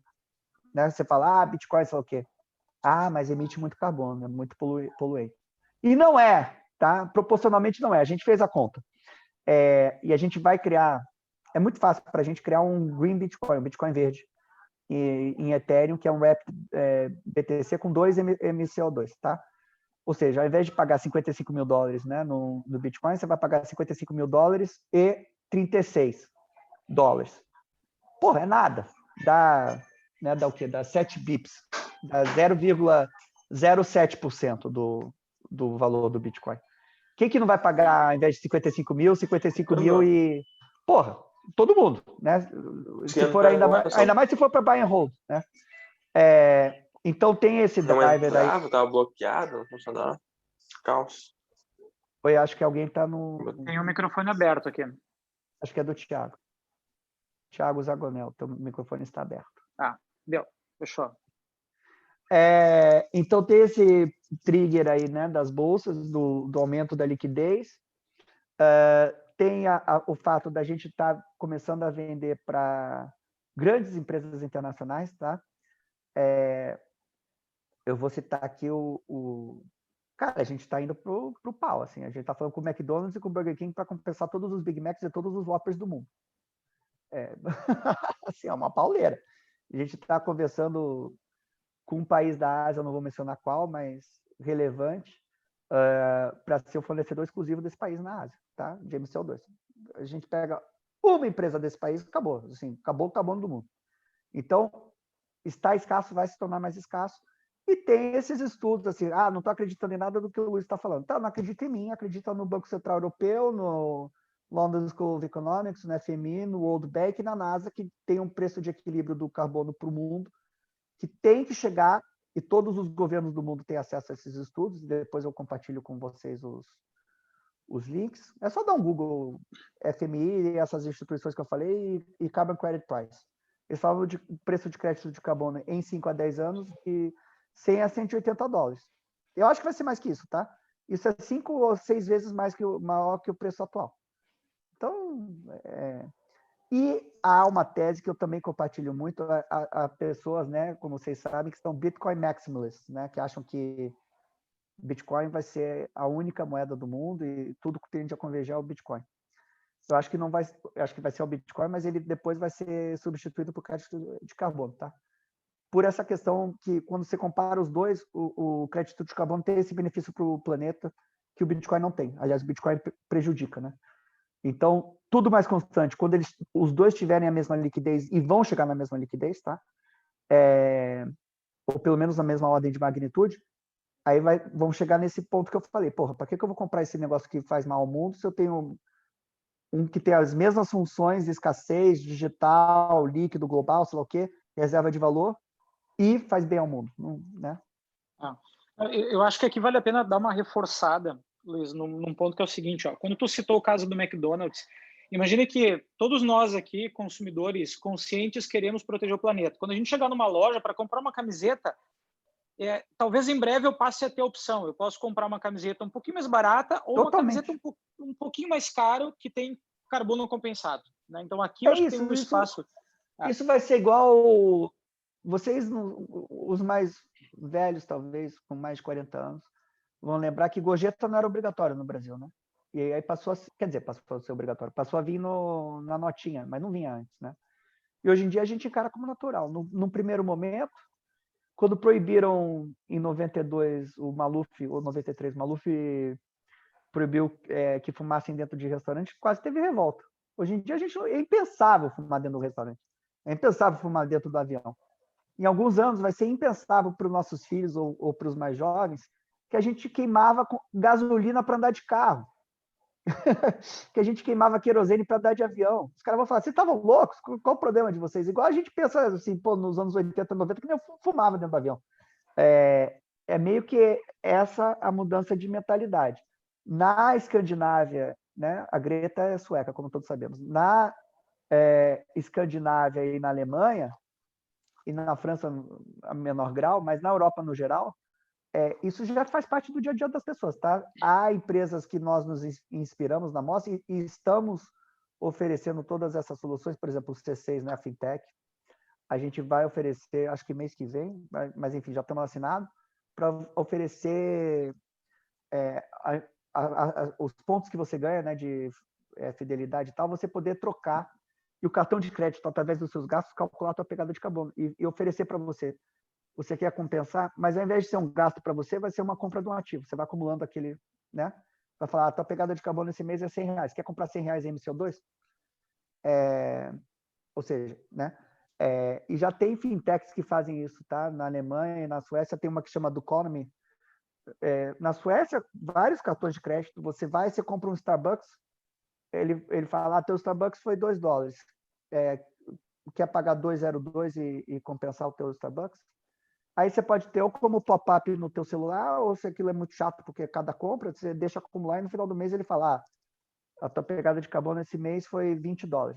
Quer compensar ela inteira? Quer Quer compensar a parte? compensar e já faz o pagamento, já E aí compensa. você tem benefícios, né? Eles fazem lá por benefícios, né? O teu incentivo é tipo, você ganha o dobro da milhagem, você ganha desconto em certas lojas e tal. E na Alemanha eles fizeram um negócio super legal, tem uma fintech que chama Tomorrow.de, que dá descontos no juro. Você paga juro mais baixo quanto mais você compensa ou quanto mais consciente você é. Tipo, a tua pegada de carbono no mês seguinte caiu 10%, os teus juros caem 10%, ou tua tarifa, ou tua anuidade do cartão de crédito cai 10% e tal. E é isso que a gente quer implantar aqui. Mas respondendo mais especificamente a tua pergunta, Fábio, é uma falácia também. Lembra que eu falei que era uma falácia que o crédito de carbono tira o CO2 do ar? É uma falácia também. É caro. Ou você vai ferrar a economia se você fizer as empresas bullshit. Assim, não é verdade. Balela, tá? Não existe isso. Aliás, muito pelo contrário, tá? Quando você força a compensação, você começa a criar um monte de emprego, novo emprego em os novos setores que não existiam antes. Pensa na Tesla. Assim, os empregos que a Tesla está... que está perdendo emprego no carro a combustão. Sim, porque está ganhando na Tesla, você está trocando, né? Uma tecnologia arcaica por uma nova. Então, esse trade-off existe e a falácia é que é caro compensar. Não é caro compensar. A coisa mais cara de compensação é um voo, porque é o que mais emite por item, né? Mesmo um voo vai ser 1 a 2%. Então, você voar São Paulo, Nova York, que vai dar, sei lá, $1.000, a United já te oferece, você quer compensar teu voo por $10. Quem paga 1.000, paga 1.010, né? Esse é o ponto. E é daí para baixo. E várias coisas, por exemplo, o luxo já está compensando muito. Gucci, Burberry, Chanel, todas essas compensam. Por quê? Porque uma calça jeans, por exemplo, é R$1 de compensação, tá? Não importa se a calça jeans é da 25 de março para R$30, ou se ela é da Gucci ou da Diesel a R$1.000. É a mesma calça jeans. A diferença está na marca e no design, né? Então, obviamente, né? Quem paga 1.000, paga 1.001. Quem paga 30, paga 31. E é barato, é só a gente oferecer. E no caso específico do Big Mac e do Whopper, a gente está falando com o Burger King e com o McDonald's, você aumenta a 2 centavos. Então, ao invés de $4, você faria 4,02. E aí que entra a tokenização, porque a tokenização permite fragmentação, né? Fracionamento, né? Você fracionar o crédito de carbono. Antes da gente colocar isso em blockchain, você não podia. Então, a unidade mínima de aposento era 1. E 1 no atacado... Um certificado que seria caro para compensar um hambúrguer. Torna inviável, né? Um hambúrguer é $4, um Big Mac. Aí o crédito de carbono mais barato que você conseguiria comprar 2, pronto, já ferrou. O que vai comprar o Big Mac A6 verde, o Big Mac verde A6, se o Big Mac normal é 4? Agora, se o Big Mac normal é 4 e o Big Mac verde, o Green Big Mac, é 4,02, para que você vai comprar o normal? E esse cara, isso é revolucionário. Cara, são 1 bi de Big Macs por ano, tá? Você faz $10 milhões de compensação só desses centavinhos aí, desses 2 centavinhos, né? Ou $20 milhões. Aí, e não é só... Cara, é a indústria inteira de fast food, é a indústria inteira de fast fashion. A camiseta que você compra na reserva por R$200, para você compensá-la, é 30 centavos. Ao invés de 200, você vai comprar 230. Né? R$200 e 30 centavos. E 30 centavos. Então, vai tudo ser repassado por preço. E aí você vai comprar sem culpa, né? Sim, vai virar um novo padrão, né? Um novo paradigma. É um novo padrão de consumo, é um novo paradigma de consumo. Não dá mais para fumar no avião. Ô, Luiz, tu trouxe um comentário sobre... Vamos lá, fomos o primeiro business de crédito de carbono tokenizado, né? Aqui no Brasil, isso tem 1 ano agora, a gente comemorou 1 ano, né? E agora, muito recentemente, a gente lançou o Liquidity Mining, né? A primeira solução de DeFi, Decentralized Finance, que também é um tema que a gente já circulou aqui no Ecolab, mas é muito pouco conhecido hoje. Fala um pouco como é que foi esse processo de olhar para esse ativo e começar a construir soluções financeiras a partir dele usando blockchain. Esse é o grande lance, né? O que a gente sente é que qual que é a grande característica das commodities, de toda outra commodity no mundo, que não existia nessa commodity global, que é o crédito de carbono. É o maior paradoxo que eu já vi. Assim, o crédito de carbono foi o primeiro certificado digital, o primeiro ativo digital. Surgiu 15 anos antes do Bitcoin, né, que foi criado em 2009, e o blockchain e tal. E, no entanto, o crédito de carbono ainda negocia, né, transacionado analogicamente. O que eu quero dizer com analogicamente? A Microsoft, quando vai comprar os seus créditos de carbono, a Shell, ela pega o telefone, liga para um corretor na Europa, que pega seu telefone, liga para um corretor no Brasil, que pega seu telefone e liga para o projeto na Amazônia, tá? Quando não tem ainda mais uma pessoa aí nessa cadeia. Aí eles ligam tudo de volta. Aí eles marcam call. Aí o cara da Microsoft vem visitar pessoalmente a floresta na Amazônia, porque no Brasil tem Bolsonaro, e sabe-se lá se a floresta realmente existe, sei lá o quê. Cara, esse processo demora 6 meses a um ano para você fazer uma transação, que hoje em dia você vai lá no mercado do Bitcoin, você quer comprar $1 milhão, 5 milhões e meio de reais, porra, tu compra em segundos. Acabou, você comprou. Você quer baixar? Vai lá no site da Mosda, baixa, burn o token e pronto. Em 5 minutos você fez um negócio que demorava um ano. Tá? Esse é o nível esse nível de eficiência, né? É óbvio que assim traz um benefício para o mundo de destravamento de valor, de dinheiros, né, pelo aumento do preço, que vão para a floresta mais rápido, porque esse processo é mais rápido, sabe? E outra coisa, e o paradoxo que eu estava falando o primeiro certificado digital negocia analogicamente. Tudo que é analógico, açúcar, petróleo, imóvel em Paris, hoje em dia é tokenizado, negocia né, digitalmente. É uma loucura isso, cara. Então, nosso alvo, né, nossa meta foi mudar isso, né, trazer o crédito de carbono que estava parado lá em 99 para 2021.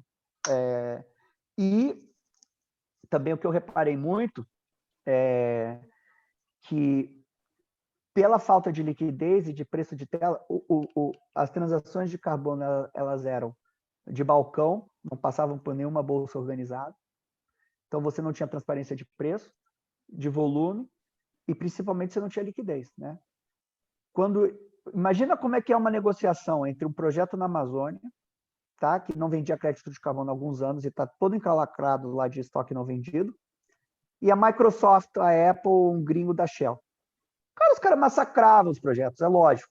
O cara vinha e falava, quando você está vendendo o teu crédito? $5, tá, eu pago 2. 2? Tá, porque você falou 2, agora é 1,5. vai tomar banho. Tá, vai no próximo. Tinha um cara que estava desesperado e vendia. Sim. Então, o ponto os projetos, e isso que eu gosto, a gente descentralizou o sistema. Era um sistema que estava centralizado e desequilibrado para o lado do comprador. Esse é o grande benefício do blockchain para o planeta, né? E para esse sistema.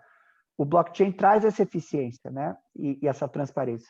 E no caso do DeFi, como todos nós sabemos, o Brasil é um dos países mais... E eu fui 18 anos de mercado financeiro e analista de ações de bancos, né? De ação do Itaú, do Unibanco na época, do Banco do Brasil e tal. Então, eu sempre estudei muito o sistema financeiro brasileiro e comparei com outros países. Cara, a gente tem... Cara, é absurda a ineficiência do nosso sistema. Assim, é absurdo. O valor que você destrava para a sociedade de ter fintechs como o Nubank, como o C6, e de ter do brasileiro usar blockchain, por exemplo, o Pix, né, de usar essas soluções digitais. Cara, a eficiência de ter o Pix, de não ter TED. Quantos bilhões de reais que a gente destravou, né? Imagina no blockchain, então. Então, esse destravamento de valor no Brasil é absurdo, tá? E eu acho que o blockchain de todos os países do mundo, onde vai mais gerar valor, pela representatividade do sistema financeiro e da economia, né? Nós somos ainda Não somos mais entre as 10 maiores, mas ainda somos a 11ª economia do mundo. A gente é grande. Então, vai destravar muitos dólares, assim, o uso de blockchain aqui. E o DeFi no Brasil tem tudo para, assim, explodir. Assim, é absurdo, pensa no absurdo também, que numa economia do tamanho da brasileira, uma empresa de carbono, que é uma startup que começou no passado, montou o primeiro DeFi. Assim. Quantos de uso... Cara, pensa, o blockchain ele destrava, ele dá liquidez em ativo parado, né? Quando você tokeniza um apartamento e você vende ele, né, em pedacinhos de R$1, R$2, né? Você deu liquidez para aquele dono daquele ativo. Ele vai pegar essa liquidez e vai fazer outra coisa. Você alavanca a economia. A economia brasileira é muito pouco. Né? Muito. Tudo que é dinheiro, tudo que é ativo, carro, apartamento, hotel, tá tudo travado no Brasil, porque não tem alavancagem, não tem dívida. Eu fui tomar uma dívida no Itaú para a Moss, desculpe o francês, aqui eu me revolto. O filho da puta me cobrou 28% e ainda me fez colocar a garantia. Pô, cara, você tem que dar 2. É um roubo isso. É literalmente um roubo. E o DeFi tira isso, né? Você tira o poder dos bancos, né? E você permite a alavancagem da economia. Da economia. E vai ser muito explosivo isso, eu acho, no Brasil. Deixa eu dar uma contribuição aqui, que eu acho que vale a pena. Umas 2 semanas atrás eu estava conversando com o Fersin, que tu conhece também, né, Luiz? Fersin Lambranho. Nosso acionista também. É um dos investidores da Moz, e o Fersin, ele é o chairman do GP Investimentos, que é um dos principais grupos de investimentos aqui do Brasil. Ele não mora mais aqui no Brasil, mas ele está muito atento aos projetos brasileiros, e ele está investindo hoje em projetos que recuperam o mundo, né? E por isso essa foi uma das escolhas dele para investir na Moz. E na conversa que eu estava fazendo com o Fersin, ele diz assim, Fábio, essa década vai ser uma década de digitalizar negócios grandes, negócios globais que ainda são analógicos. Né? Então, assim, colocar a camada de digitalização, liquidez, fracionamento, democratizar o investimento, criar camadas digitais para fazer a economia girar mais rápido. A década é para isso. E aí blockchain entra, mas absolutamente como elemento central nesse processo.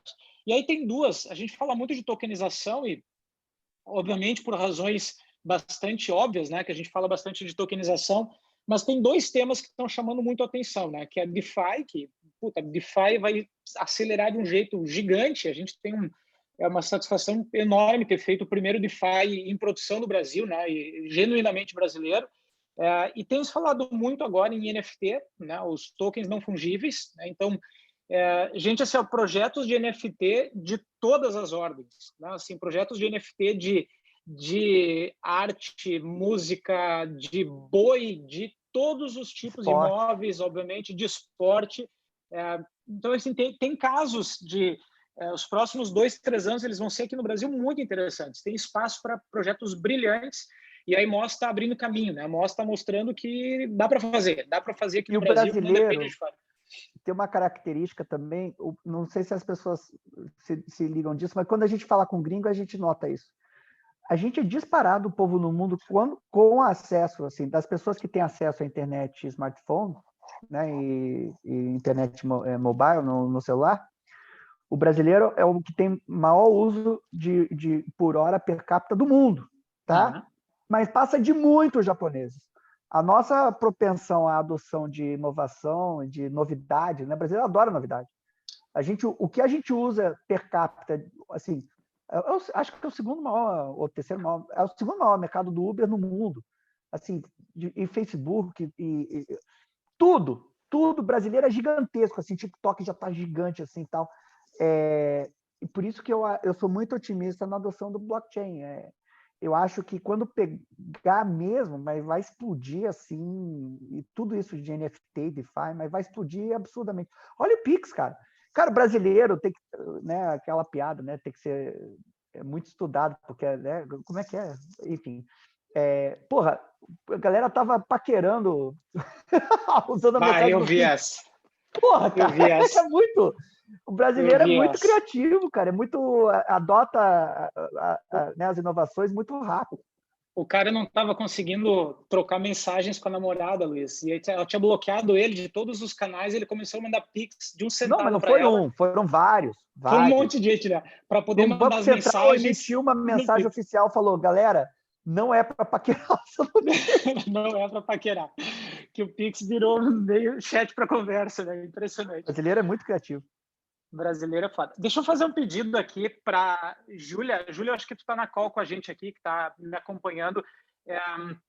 A gente pode abrir aqui para as pessoas fazerem comentários com o microfone aberto, Júlia. Júlia, e se a gente puder fazer isso, a gente está com um público legal aqui e eu acho que a gente tem casos, tem pessoas que certamente estão interessadas em fazer algum comentário, algum agradecimento, alguma pergunta, Luiz. Então, se puder abrir o microfone, e aí eu posso deixar aberto aqui para quem quiser falar. Então, tá, os microfones liberados. Quem quiser abrir o microfone aí e fazer algum comentário, fica bem à vontade, tá? Carlos Barbosa, eu vi que você fez vários comentários aqui no chat, né? Então, se você quiser trazer algum desses exemplos e fazer algum comentário ou pergunta para o Luiz, fique bem à vontade, tá? Eu tenho enquanto o pessoal vai aquecendo aqui, Luiz, eu quero fazer uma outra pergunta, que é o seguinte: como é que tu imagina tratar? Porque me parece que talvez o gargalo desse processo seja justamente em conseguir,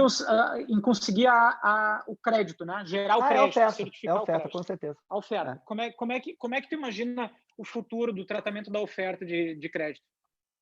Essa empresa que eu falei, essa tecnologia que eu falei, que a gente conseguiu assinar com exclusividade global, ele é um 4 em 1. Ele é um registro em blockchain, tá? Porque os registros globais do mundo também são... É uma vergonha, cara. Se você olhar um site de um registro global, parece que é um site de 1996, assim, quando a internet começou. Completamente vulnerável, segurança mínima, transparência mínima, enfim. Eles criaram o Open Climate, o registro em blockchain, a certificação digital, porque a certificação também é um processo analógico ainda hoje em dia, tá? É manual, é presencial, você vai, visita a floresta, aí os engenheiros fazem os estudos. Cara, é um negócio assim... O processo é igual quando surgiu o crédito carbono em, sei lá, 97. 24, 25 anos depois continua igual. Não, é ridículo. E por isso que é caro, né? Porque tudo que é analógico, o custo tende a ser fixo, né? Enquanto que o digital, o marginal é zero, né? Então, a gente pretende ou aspira com isso a não só abaixar dramaticamente, né, exponencialmente o custo, mas a rapidez também, a agilidade da certificação, que é um processo muito demorado. Como é muito papel, literalmente papel, e relatórios e sei lá o quê, acaba sendo subjetivo e demorado, né? A gente vai fazer isso digitalmente. A terceira coisa que eles fizeram, que é do cacete, é fazer tipo um meta-sistema, né? Um meta-registro, que significa que os 61 silos ou, né, protocolos que não se conversam, ele faz conversar. Então, tu faz um upload sei lá, crédito de carbono na China chama CCR. Tu sobe CCR e aí o sistema fala, precisa, né, colocar XYZ de dado a mais. Aí tu sobe, já volta... qual protocolo que tu quer? Ou da Califórnia, volta no protocolo da Califórnia. Eu quero crédito voluntário global, volta crédito voluntário global. Crédito da Europa. Que maravilha. Não, isso para arbitrar o negócio inteiro, porque deveria ser o mesmo preço e o mesmo ativo. É um ativo. Essa fungível. É a nossa tese. Não, é um ativo fungível. O MCO2 é crédito de carbono. mas na China não é. Tá, não é por agora, mas já está convergendo. Porque não, mas vai ter que ser. Não, tem que ser. Para essa porra funcionar, tem que ser. E o quarto digamos, a integração de tudo isso em blockchain. Eles não têm só o registro, né? A digitalização desse processo inteiro dele ser integrado num lugar só, porque hoje em dia cada player numa coisa só na cadeia. Isso nos permite o quê? E a gente já vai ter um piloto disso mês que vem. Cara, aí você realmente...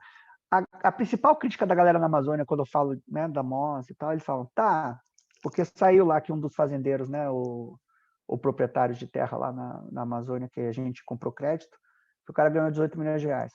Aí o cara fala, e o pequenininho? E o cara que tem 1 hectare ou 10 hectares? Porque esse cara tem 150 mil hectares. Como é que a gente faz esse cara não desmatar, né? Digitalmente.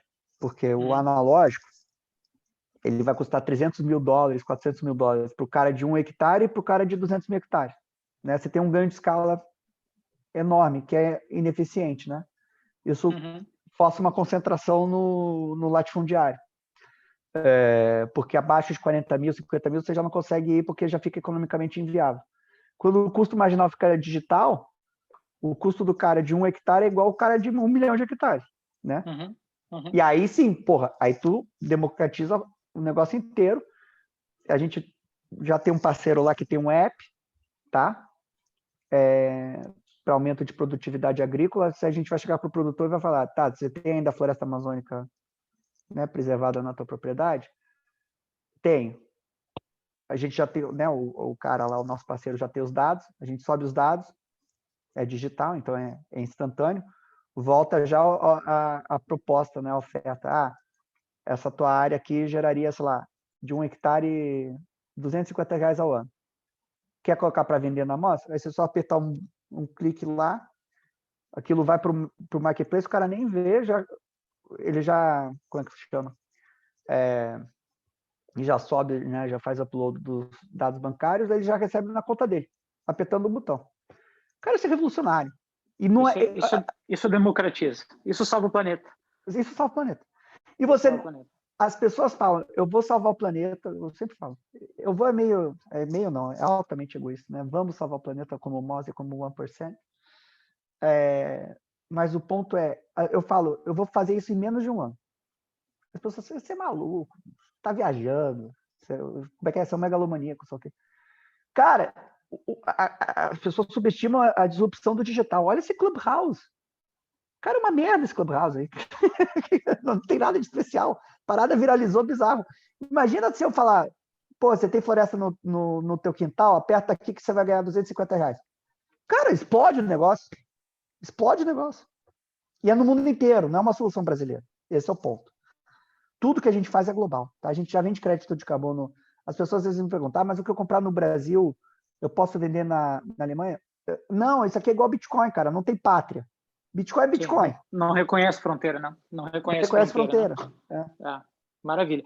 Tem duas pessoas aqui que levantaram a mão. Primeiro, a Silvia. Silvia, fica à vontade, já está com o microfone aberto para te fazer tuas considerações aqui, tua pergunta para o Luiz. Oi, boa noite. Boa noite. Então, eu tenho 3 perguntas, mas pode ser resumidas as respostas. Primeiro é sobre o crime organizado utilizando blockchain, a saúde utilizando blockchain, e a terceira é sobre a visão computacional a favor da Amazônia, é viável, é impossível. Desculpa, a última?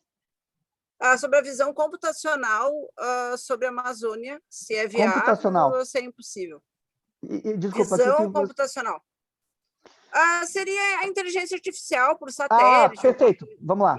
Eu vou pegar a última e o Fábio é expert das outras. O Fábio, né, responde as outras. Tá sim, essa nossa solução, qual o grande gargalo de você certificar a área na Amazônia? É que tem muito papel, né? Por exemplo, como é que você vai verificar se o título de propriedade é fajuto ou não? Né? E tem muita falsificação e tal. Ali entra a inteligência artificial, vai entrar a inteligência artificial. Né? A empresa já que lê, né, o documento, já pegam as informações-chave, fazem uma triangulação, né, de checar aqueles dados contra bases de dados públicas, e aí te responde, tipo um KYC, né, automatizado, né, um Know Your Customer, uma triagem, né, de qualidade de crédito e do crime organizado, que você perguntou. Isso tudo já tem inteligência artificial que, filtra muito, muito, muito. Então, ali das propriedades, digamos, de titularidade fajuta, que é o grande gargalo, porque isso acaba sendo feito à mão, a gente conseguindo digitalizar isso, aí o céu é o limite. E a inteligência artificial ela é usada nesse sistema que eu te falei, né, assim, de pegar os dados dos sensores de vídeo que são colocados na floresta, e dos drones e das imagens satélites, triangular tudo isso e ver se bate com o sistema vamos dizer, o algoritmo de certificação de carbono, né? Aqui a inteligência artificial e a capacidade computacional do mundo, que obviamente, né, segue a lei de Moore ela é exponencial, é isso que eu acho um absurdo, que ainda não tenha sido digitalizado esse processo, porque você consegue, tem muita falcatrua que acontece, fraude e tal, hoje em dia nesse sistema de carbono e na Amazônia, que poderia ser já evitado já há 10 anos. Assim, nada no que eu estou falando aqui, não é nada revolucionário. Mas a aplicação disso na Amazônia, sim, é revolucionária. Não, e Luiz, só para corroborar, assim, veja, parece tópico isso, né? Mas assim, há pouquinho na frente do gerente, porque não tinha outra alternativa, né? É isso. Hoje, ninguém mais vai até um banco para abrir uma conta corrente. Quer dizer, assim, então é uma visão utópica de 4, 5 anos atrás, hoje é um novo paradigma. Então, quando a gente pensa assim, como é que eu vou monitorar floresta amazônica? Bom, é utópico pensar, a gente Mas não tem visão difícil, clara. a gente já tem a tecnologia, esse é o ponto. Exato. Ali na frente, isso vai ser o paradigma normal. E aí, quem der o primeiro passo vai ser vencedor. Silvia, eu só vou te pedir uma gentileza. Assim, quando tu estava fazendo a primeira e a segunda pergunta, o Luiz estava lendo um comentário aqui do chat. Então, faz de novo a primeira e a segunda pergunta para ver se eu tenho alguma contribuição aqui, por favor. Sim, eu repito assim. A saúde utilizando blockchain, que eu acho que seria a parte assim histórica de paciente, né? Uhum. E o crime organizado no sentido do crime real, né? Que é de drogas, de roubo de carro, que o dinheiro está, né? Como é que diz assim? A transação sem Bitcoin, que alguns criticam o Bitcoin nesse sentido, né? Tá. Bom, vamos lá. Assim, primeiro, projetos de saúde tem dezenas, centenas do Brasil acontecendo. Inclusive, tem um que é o Ecolab envolvido, né, que é o Minha Saúde Digital, aqui, que é um projeto genuinamente nascido dentro da Ecolab, capitaneado pela Sandra, né, e é um projeto que a gente já teve a oportunidade de apresentar e certamente teremos outros fóruns. Acho que é uma aplicação fantástica, prontuário eletrônico, intercâmbio de informações de paciente, quer dizer, a informação de saúde do indivíduo deve ser de propriedade dele, não do plano de saúde, não do hospital, né? Então, acho que isso aqui é algo que também, em alguns poucos anos, vai popularizar bastante. Segunda pergunta, o segundo comentário teu, se você é questão do crime organizado, eu tenho uma resposta bem clara, assim, veja, a tecnologia não escolhe lado, né? O lado bom ou o lado ruim, o lado do mal ou o lado do bem, né? A moeda que mais financia o crime organizado hoje no mundo é o dólar, né? O dólar é hoje abertamente a moeda que mais financia qualquer tipo de crime organizado. Quando a gente pensa em criptomoeda, ela pode eventualmente sim ser usada em alguns tipos, né, de crimes, como o dólar também é, né? Então, se isso não é um óbice da tecnologia, né? A tecnologia ela tem características, né? A criptomoeda, o criptoativo, tem características que permitem até mais rastreabilidade, mais transparência, mais segurança para o sistema financeiro do que o próprio dólar, né? Dólar, papel, moeda, né? Mas essa é uma discussão que ela vai avançar por muito tempo, né? Até porque hoje, de novo, né? Assim, a moeda fiduciária, moeda fiat, o dólar é hoje a moeda mais usada pelo crime. Tá? Bom, temos aqui Maurício Kruger, para você também fazer suas considerações, suas perguntas, Maurício. Legal, obrigado, boa noite. Luiz, parabéns aí pela explanação, muito legal. Eu tenho 3 perguntas, eu vou fazer uma por vez, assim, não vou fazer as 3 juntas, que acho que senão encavala. Basicamente, tiradas ali de um próprio site do Instagram, da MOS, uma entrevista que o próprio Luiz dá lá. Luiz, lá você diz que o ativo ele fica fora do Brasil, registrado, né, ou custodiado numa fundação sem fins lucrativos lá na Califórnia. Eu queria entender o porquê disso, né, assim, se existiria outros caminhos, né, o que o pessoal está fazendo no mundo, por que não no Brasil, só para eu tentar entender. Claro que você justifica lá que é para eliminar o risco Brasil, né? Mas essa fundação também, como é que ela funciona? Cara, que bom que não está no Brasil, né? Imagina se esse negócio está no Brasil, o Bolsonaro... Que bom que está protegido lá fora. Mas eu vejo o seu ponto, é uma fundação que fica em Washington, D.C., como o Banco Mundial e o FMI ficam em Washington, D.C. Assim, ela é multilateral, tem um corpo técnico com você técnico, tem um corpo administrativo com o seu conselho. cara, é como se fosse o Banco Mundial, o FMI mesmo, assim, o top do top do top da governança global, tá? Então, ela fica nos Estados Unidos, assim, fisicamente, né? E eletronicamente na Califórnia, o registro eletrônico, mas ilegalmente, né, nos Estados Unidos, mas é uma fundação sem fins lucrativos regida pelos maiores técnicos de carbono do mundo, tá? Eles fazem questão de ter uma distribuição geográfica, né, bastante equilibrada, assim, digamos. Não sei se isso responde a tua pergunta. Assim, a questão da governança dessas instituições não é muito questionada, tá? Raramente. O que é, sim, muito questionado é o uso, ou falta de uso, né? No caso, de tecnologia. Assim, é um absurdo o quão atrasadas essas empresas. Assim, eu já tive alguns calls com o Renan, que é sócio do Fábio, com essas instituições. Eu não acredito que os caras são. Assim, os caras falam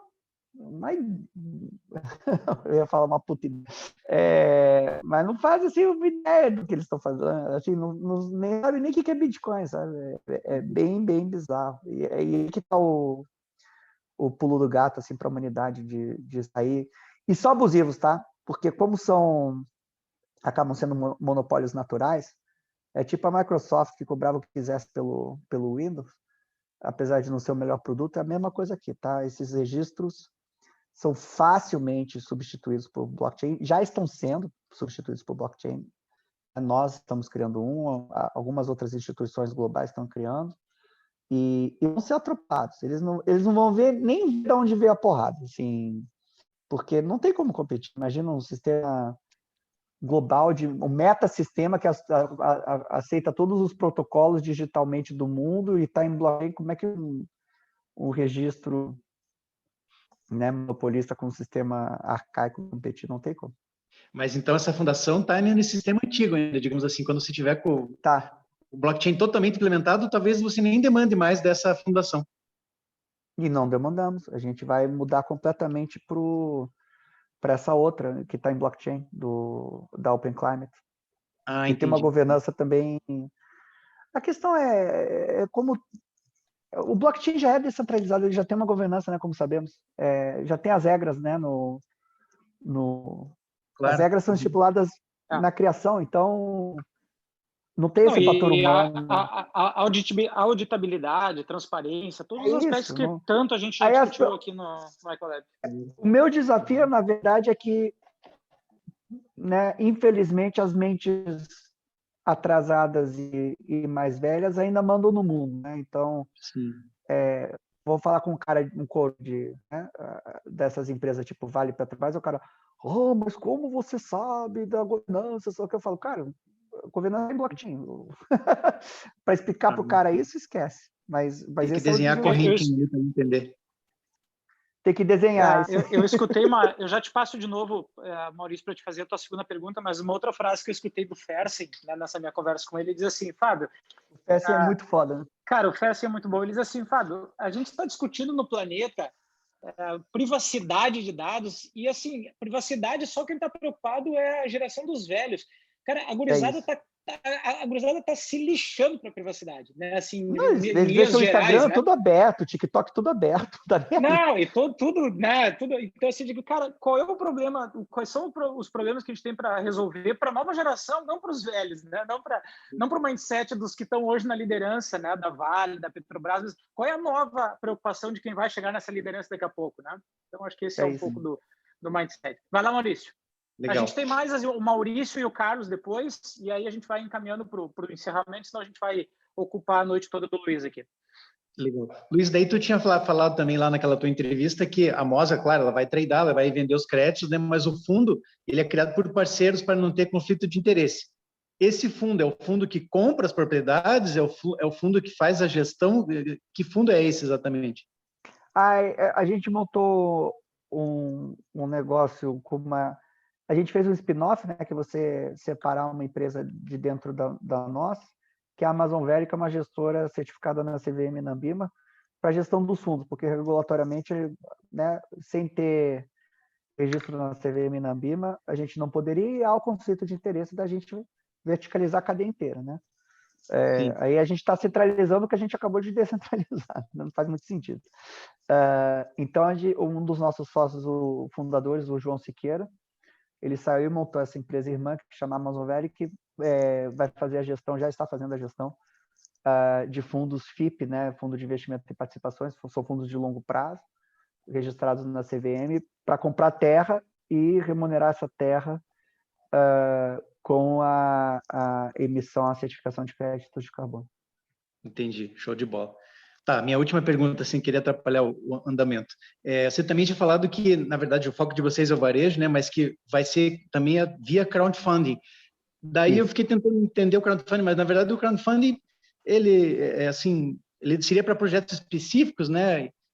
Ou não? A pessoa vai entrar e vai escolher qual é a propriedade que ela quer, daí comprar vinculada àquela propriedade, não? Não, a gente pode fazer isso, mas a questão é que é uma NFT, né? Fica non-fungible, né?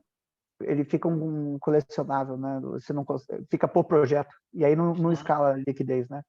Não, o que a gente acha que dá para fazer, e aí tem o desafio regulatório de encaixar em algum lugar do mundo onde isso seja menos burocrático, mas o que a gente descobriu é que financiamento da certificação é um baita de um business, tanto para o pequeno proprietário, né, a gente fazer uma agregação tanto da oferta como uma agregação da demanda. Agregação da demanda no crowdfunding, agregação da oferta num tipo uma cooperativa de proprietários rurais. Como Por causa dos falou, preços da certificação? É isso, porque ainda é muito custoso. Então, enquanto a gente não tem aquela solução disruptiva, né, de certificar o pequenininho, o que a gente poderia fazer? E já é um modelo que já foi testado e funciona. A gente junta os 100 proprietários. Olha isso, cara. É bizarro a matemática, os economics disso aqui. Junta 100 proprietários de 1.000 hectares cada um na Amazônia. Cada um deles não consegue fazer porque fica muito caro. Mas você junta 100 de 1.000 hectares, 100 mil hectares você consegue fazer, né? Então você monta uma cooperativa, você junta esses 100 mil. Aí qual que é a segunda questão? Os caras não têm a grana normalmente e não querem colocar. Você fala para o cara, põe aqui, né? No caso vai dar, sei lá, 2 milhões de reais, né?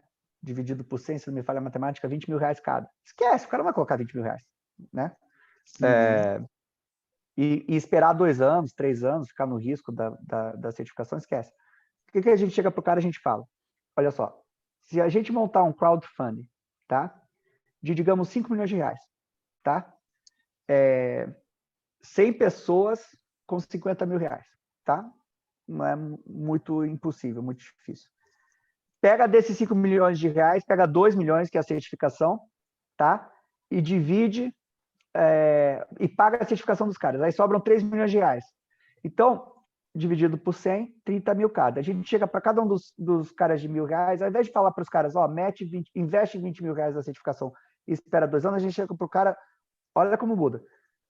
Assina aqui que a gente vai te pagar 30 mil reais agora no ato, você espera 2 anos e aí você vai receber por ano um valor da certificação do carbono. O cara, na hora, 30 mil reais daqui, assina. Eu não tenho que fazer nada, você só tem que conservar, tá bom. Aí a gente faz o processo, faz o processo de certificação, tá? Aí chega ao final, eu acho que dá para fazer em até menos, que a gente está ficando cada vez mais eficiente nisso, mas digamos que sejam 2 anos. Aí esses 100 mil hectares vão gerar 10 créditos por hectare, ou seja, 1 milhão de créditos, tá? Por ano, e a um preço de atacado, digamos que a gente consiga vender para grandes empresas e tal, a 50 reais, tá? Vai gerar 50 milhões de reais, tá? Que eu esteja viajando aqui no preço, vai gerar 20 milhões de reais. Para a galera que investiu 5, eu garanto um retorno fixo de 20% por ano por 30 anos. Né? Quem não vai investir nisso? Né? É um título de renda fixa que paga 20% ao ano. Que salva o planeta. Não, e do lado do produtor, né? Lembra que sejam 20 milhões de reais, eu dei um lá para os 5 milhões, né? Rentabilizei 20% para sempre lá, ou por 30 anos para os investidores. E para o resto da galera, os produtores, sobraram 19 milhões de reais, dividido por 100, 190 mil reais por ano. Né? Ou 190 mil para cada 1.000 hectares, 190 reais por hectare. O hectare na Amazônia é 500, 600 reais. Cara, dá um retorno de 30% para o cara. Sem colocar um centavo. É retorno infinito. É não definido, né? Que você está dividindo por zero. E ele na largada já ganhou 30 mil ali. Cara, e a gente já testou isso.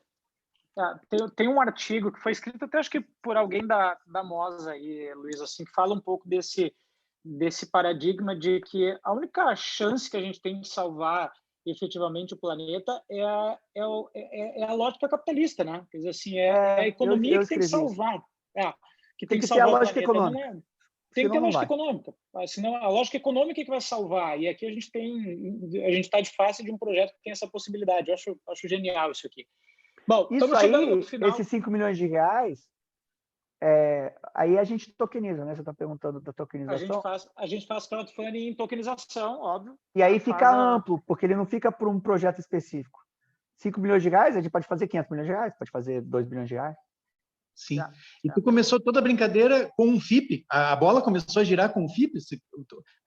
O processo todo começou com um FIP, penso eu. Você teve que começar realmente tendo a terra, né, para poder fazer gerar os créditos. Não, isso aí é paralelo. Isso aí foi uma ideia que me ocorreu ao pensar tudo isso. Eu falei, pô, e se a gente fizesse um crowdfunding da tokenização, da licença, né, da certificação, digo. Aí eu parei para pensar, pô, crowdfunding é um negócio de velho, né? Isso, a gente tokeniza isso. É muito mais legal. Sim, show de bola. Ô Maurício, a gente tem um backlog de projetos, né, Luiz, que a gente tem assim na lista para conseguir tocar, né, de blockchain em cima desse modelo de negócio da MOS fantástico. Tem coisas maravilhosas. A gente tem muito mais ideia do que grana e gente para fazer. Do que gente para fazer. Grana não é nem a questão, é gente mesmo. Eu ia dizer, especialmente gente para fazer. Tá bom. Vamos abrir o microfone aqui para o Carlos Barbosa. Vou deixar você fazer tuas considerações finais e aí, na sequência, eu já faço o encerramento aqui do nosso encontro.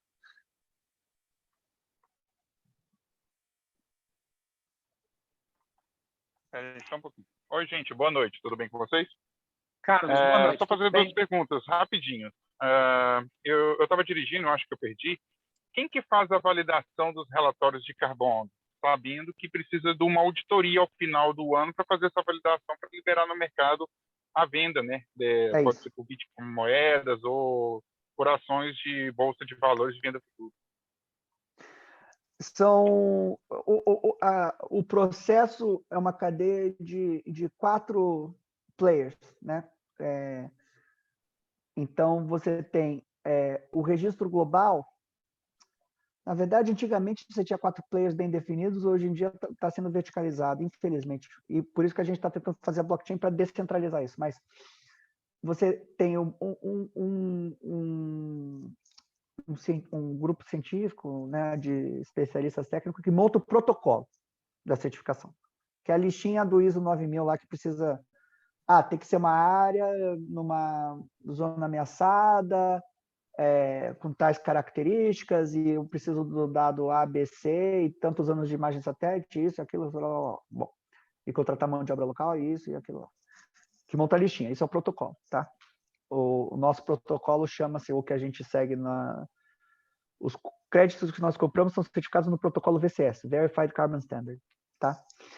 Aí, uma vez a listinha, né, sendo feita, essa é vendida por esses grupos, né, essas empresas que montam os protocolos, para os grandes registros. Aí a Verra, que é um grande registro, que é onde a gente está, né, certificado e tal, ela fala, eu sou o registro e o meu protocolo é VCS. Então, a minha listinha de coisas que tem que fazer para estar registrado aqui é essa.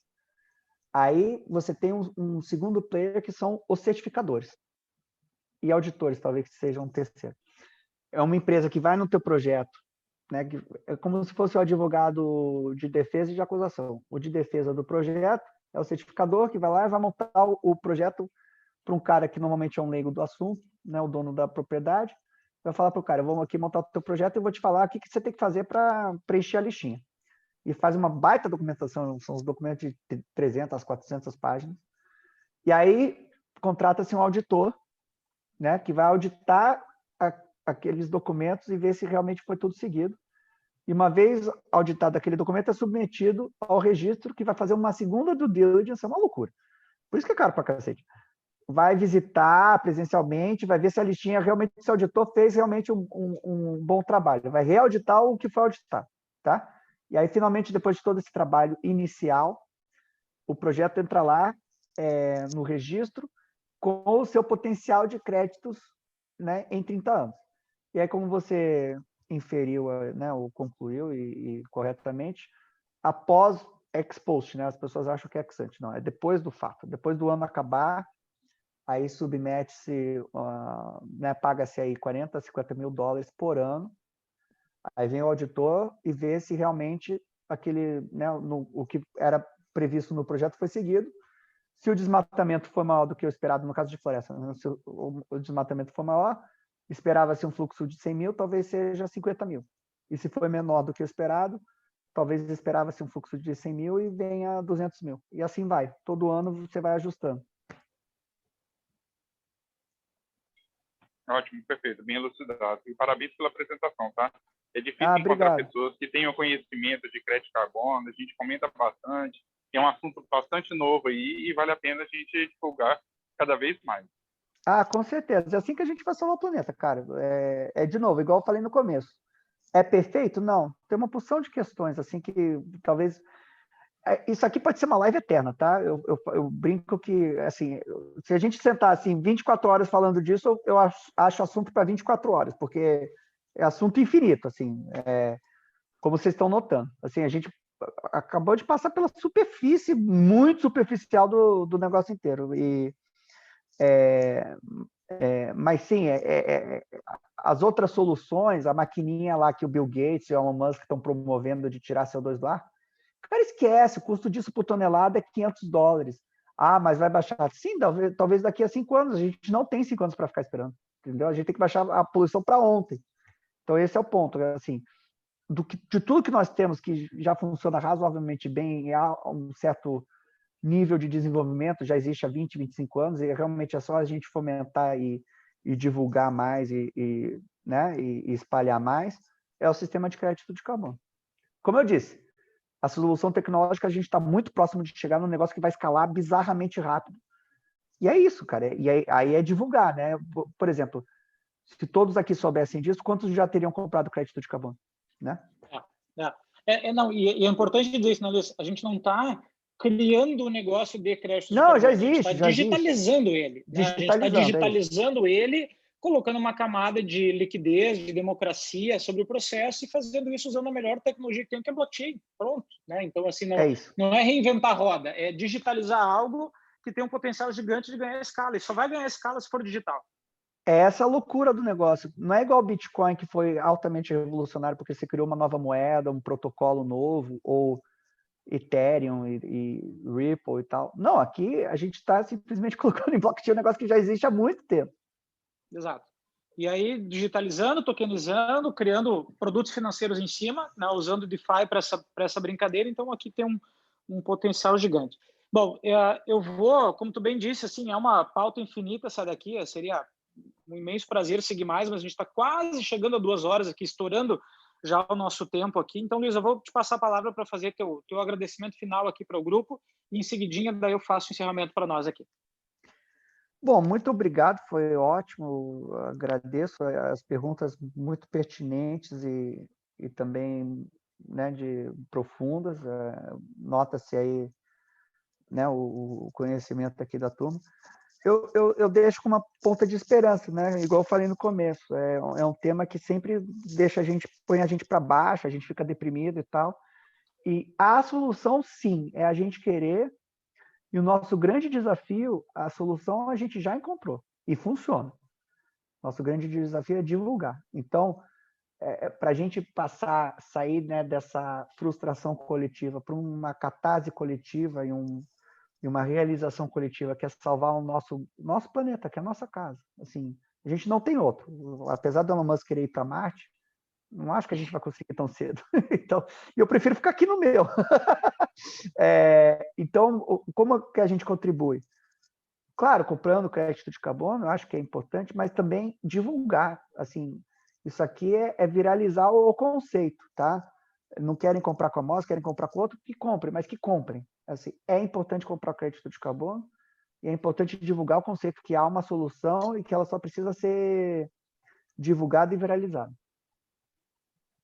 Perfeito, Luiz. Assim, eu recomendo bastante que procurem o site da Moss, sigam no Instagram, são ações bem ativas, assim, o Luiz está sempre à disposição também, obviamente, para contribuir. Acompanhem a Moss, o uso de blockchain vai ser cada vez maior, né, na Moss, né? A gente está criando uma operação cada vez mais conjunta, né, o 1% e Moss, por acreditar no propósito, por acreditar no projeto, por querer ajudar também, né, dar a nossa contribuição, né, para essa causa tão nobre. A gente está, sim, na fronteira da tecnologia, né? Tem pouquíssima gente fazendo o que está sendo feito aqui nesse cenário, né? Então, é uma satisfação imensa poder conectar a Ecolab com o Moss e o 1% aqui nessa conversa.